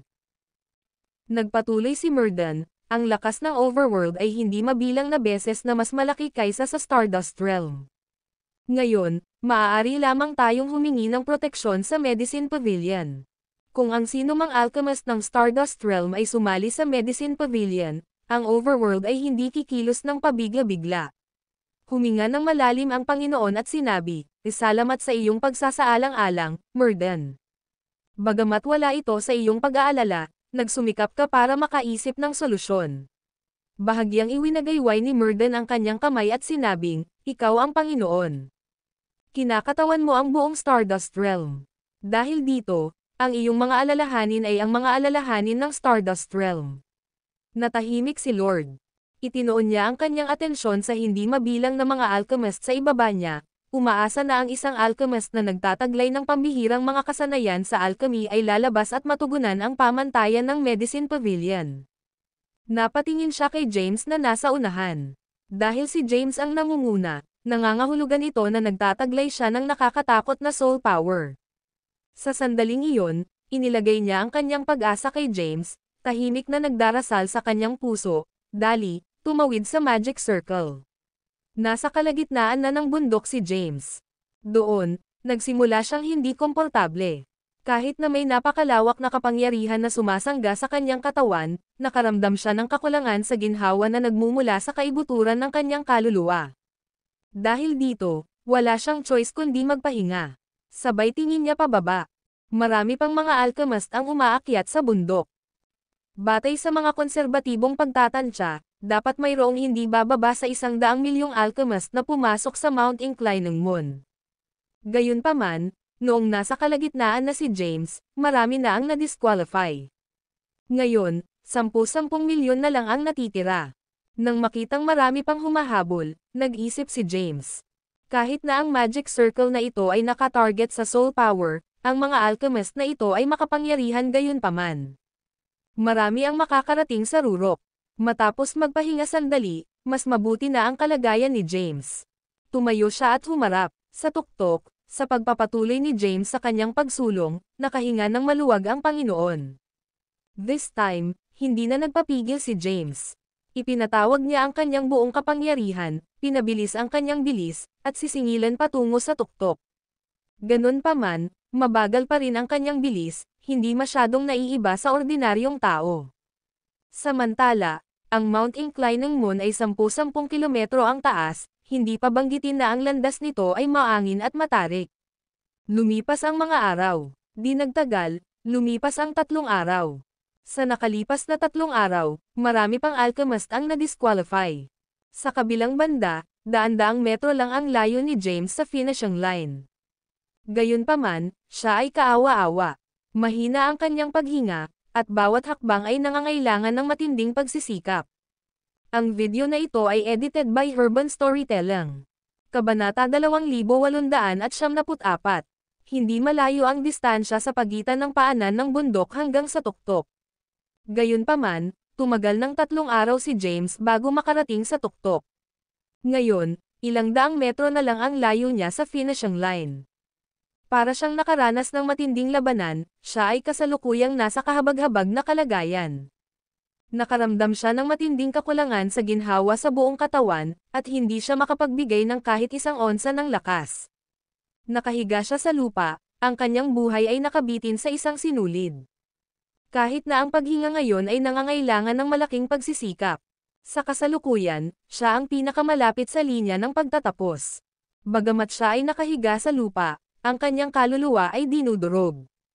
Alam ni James na kailangan niyang tapusin ito sa lalong madaling panahon. Habang mas matagal niya itong kinaladkad, mas mababa ang pagkakataong maabot niya ang linya ng pagtatapos. Kung magpapatuloy ito, unti-unti siyang mapilayan. Nahihirapan siyang tumayo at humakbang pasulong. Kaagad, bumagsak siya sa lupa, at nagsimulang magdugo ng husto sa buong katawan. Nagngangalit ang kanyang mga ngipin, kumapit siya. Muli siyang tumayo at nagpatuloy. Kaya lang, aabant siya ng ilang hakbang bago bumagsak sa lupa. Kahit ilang daang metro lang ang layo niya sa finishing line, hindi niya maabot ang rurok kahit lumipas ang 1 araw. Samantala, marami pang mga alchemist sa likod niya ang nahihirapang sumugod, novel drama. Nang makita ang mga alchemist na ito na malapit nang makarating sa finishing line, naging solemn na ang mga ekspresyon ng Panginoon at Murden. Tinanong ng Panginoon, Murden, maabot ba nila ang dulo? Umiling si Murden at sinabing, hindi ko alam. Bagamat malapit na silang maabot ang dulo, nararamdaman kong hindi na sila makakatagal doon. Abangan natin. Ang iilan ay maaaring umabot sa dulo. Sineseryoso ba natin ang napakahusay na haba para lamang sa isang dakot upang maabot ang dulo? Nagtatakang tanong ng Panginoon. Sabi ni Murden, ano ang silbi ng pagkakaroon ng napakarami kung iisa lang ang pwesto natin? Totoo yan. Tumanggo ang Panginoon. Sa sandaling iyon, 100 metro lang ang layo ni James sa dulo. Gayunpaman, ito ay tila isang hindi malulutas na puwang. Sa pagtalikod niya, napansin niyang maraming alchemist sa likod niya. Ang pinakamalapit ay ilang metro lang ang layo. Sa sandaling iyon, hindi na niya gustong magpigil. Nakatulize niya ang sacrilegious ascension, at ang kanyang lakas ay tumaas ng husto. Habang tumataas ang kanyang lakas, mas lumakas ang kanyang soul power. Natural, nabawasan nito ang pressure ng magic circle sa kanya. Dahil nabawasan na ang pressure, humakbang siya pasulong at naglakad patungo sa finishing line. Sa pagkakataong ito, madali siyang nakarating sa dulo. Sa sandaling siya ay dumating sa tuktok, itinaboy niya ang sacrilegious ascension at umupo sa isang lotus na posisyon sa lupa upang pagalingin ang kanyang mga sugat. Nang makita ito, natuwa ang Panginoon. Habang naglalakad siya patungo kay James, na nagpapagaling sa kanyang mga sugat, nakangiti niyang sinabi, mabuti ang ginawa mo, kaibigan. Nagawa mong makilala ang iyong sarili mula sa pangkat ng mga alchemist. Saan ka nanggaling? Napatingin si James kay Lord. Ang Panginoon ay mga 30 taong gulang lamang. Siya ay may suot na kaaya-ayang ngiti sa kanyang mukha. Nahaharap sa isang Panginoon ng isang kaharian, hindi natarante si James. Nakasuot ng composed expression, mahinahon niyang sinabi, hindi ako kaanib sa anumang sekta. Isa akong rogue cultivator. Nang makitang si James ay hindi gustong magbunyag ng anumang impormasyon, halos nahulaan ni Daly's role na Panginoon na malamang na siya ay nagdusa ng mga pinsala at walang gaanong lakas para magsalita. Hindi na siya nagtanong pa at sa halip ay inabot sa kanya ang isang elixir. Ito ay isang healing elixir. Sinulyapan ni James si Daly at tinanggap ang elixir, sinabing, salamat. Pagkatapos, nilunok niya ang elixir. Kaagad, naramdaman niya ang mainit na agos na umiikot sa buong katawan niya at nagpapabata sa kanyang nabasag na gulugod. Ang video na ito ay edited by Urban Storytelling. Kabanata 2875. Hindi nagtagal, gumaling ang kanyang mga sugat. Tumayo siya, nagunat siya ng kanyang mga kalamnan at tumingin sa direksyon sa kanyang harapan. Sa ngayon, may humigit kumulang 30 alchemist na nasa loob ng 1 kilometro mula sa linya ng pagtatapos. Alam ni James na ang mga alchemist na ito ay dapat na may isang alas sa kanilang manggas at dapat na maabot ang dulo, novel drama. Kung mangyayari ang lahat gaya ng inaasahan niya, ang mga alchemist na ito ay makikipagkompetensya sa kanya sa huling round. Ang sinumang nanalo ay kakatawan sa Stardust Realm para lumahok sa pagsusuri sa Medicine Pavilion. Matieg ang naghintay si James sa gilid. Si Murden naman ay napatingin kay James. Kahit na si James ay itinuturing na bata, siya ay nagtataglay ng pambihirang soul power. Binago nito ang pananaw ni Murden sa kanya. Gayunpaman, bilang isang alchemist ng divine rank, nakilala niya ang hindi mabilang na mga kababalaghan. Kahit na si James ay nakikilala, hindi siya itinuturing na pinakamahusay sa pinakamahusay. Lumipas ang oras. Isang araw pagkatapos dumating si James sa dulo, isang pangalawang alchemist ang tumawid sa linya ng pagtatapos. Ang alchemist na ito ay isang babae sa paligid ng 20 taong gulang. Nakasuot ng pink na damit, siya ay katulad din sa isang kahabag-habag na estado sa sandaling siya ay dumating sa tuktok. Nakaupo sa lupa, patuloy siyang naghahabol ng hininga. Lumapit sa kanya si Daly at inabot sa kanya ang isang healing elixir. Salamat, nakangiting sabi ng babae. Ang kanyang boses ay malambing, kahit na isang bahagyang pahiwatig ng pagkapagod ay maaaring makita. Napatingin si James sa babae. Siya ay kaakit-akit at naglabas ng espiritual na enerhiya na hindi katulad ng iba. Kahit napagod siya sa sandaling ito, mukha pa rin siyang diwata. Hindi siya nilapitan ni James para magpakilala. Sa halip, naghintay siya sa gilid para dumating ang iba. Lumipas ang oras. Sa isang kisap mata, lumipas ang 10 araw. Sa nakalipas na 10 araw, 31 alchemist ang nakarating sa Rurok. Samantala, ang mga nabigong makarating sa Rurok ay may kalayuan. Masasabi ni James na hindi sila makakarating hanggang sa huli. Si Daly, sa kabilang banda, ay may suot na matangkad na ngiti nang makita ang napakaraming alchemist na nagtitipon sa tuktok. Lahat sila ay nagtataglay ng napakalaking kapangyarihan, at ang kanilang soul power ay nakakatakot. Sa ganitong nakakatakot na soul power, ang karunungan ng kanilang alchemy ay tiyak na napaka-advance. Tumingin si Murden sa mga alchemist na nasa kalagitnaan pa lang ng bundok at sinabing, "Tapos na ang oras, mga kababayan. Madi-disqualify na ngayon ang mga nabigong maabot ang tuktok." Nang marinig ito, nakahinga sila ng maluwag. Nakaramdam sila ng matinding kakulangan sa ginhawa. Alam nilang walang paraan para maabot nila ang Rurok, at nagtiyaga lang sila para makasali sila sa Elixir Pavilion. Ngayong disqualified na sila, nakahinga sila ng maluwag. Tumingin si Murden sa 31 alchemist sa tuktok at tuwang-tuwang sinabi, "Hindi masama. Hindi ko ini-expect na marami pala kayong nandito. Susunod, mag-aayos kami ng isang pagsubok sa alchemy. Ako ang maghuhukom. Kung sino ang magwawagi ay kakatawan sa Stardust Realm para lumahok sa pagsusuri ng Medicine Pavilion." Sa sandaling iyon, humakbang si Daly at tumingin sa mga alchemist na nasa harapan niya. Nakasuot ng malungkot na ekspresyon, sinabi niya, "Bago magsimula ang pagsusulit, may isang bagay na nais kong ipaalam sa iyo."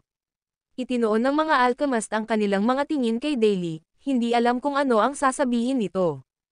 Nakasuot ng malungkot na ekspresyon, binigkas ni Daly ang bawat salita. 30,000 taon na ang nakalilipas, isang kababalaghan ng Stardust Realm ang lumabas para sa pagsasanay at tumawid sa isang nilalang ng overworld ng nagkataon. Mula noon, ang Stardust Realm ay nagkaroon ng masamang dugo sa overworld. Hindi pa nagtagal, nagbanta ang overworld na aatakehin tayo.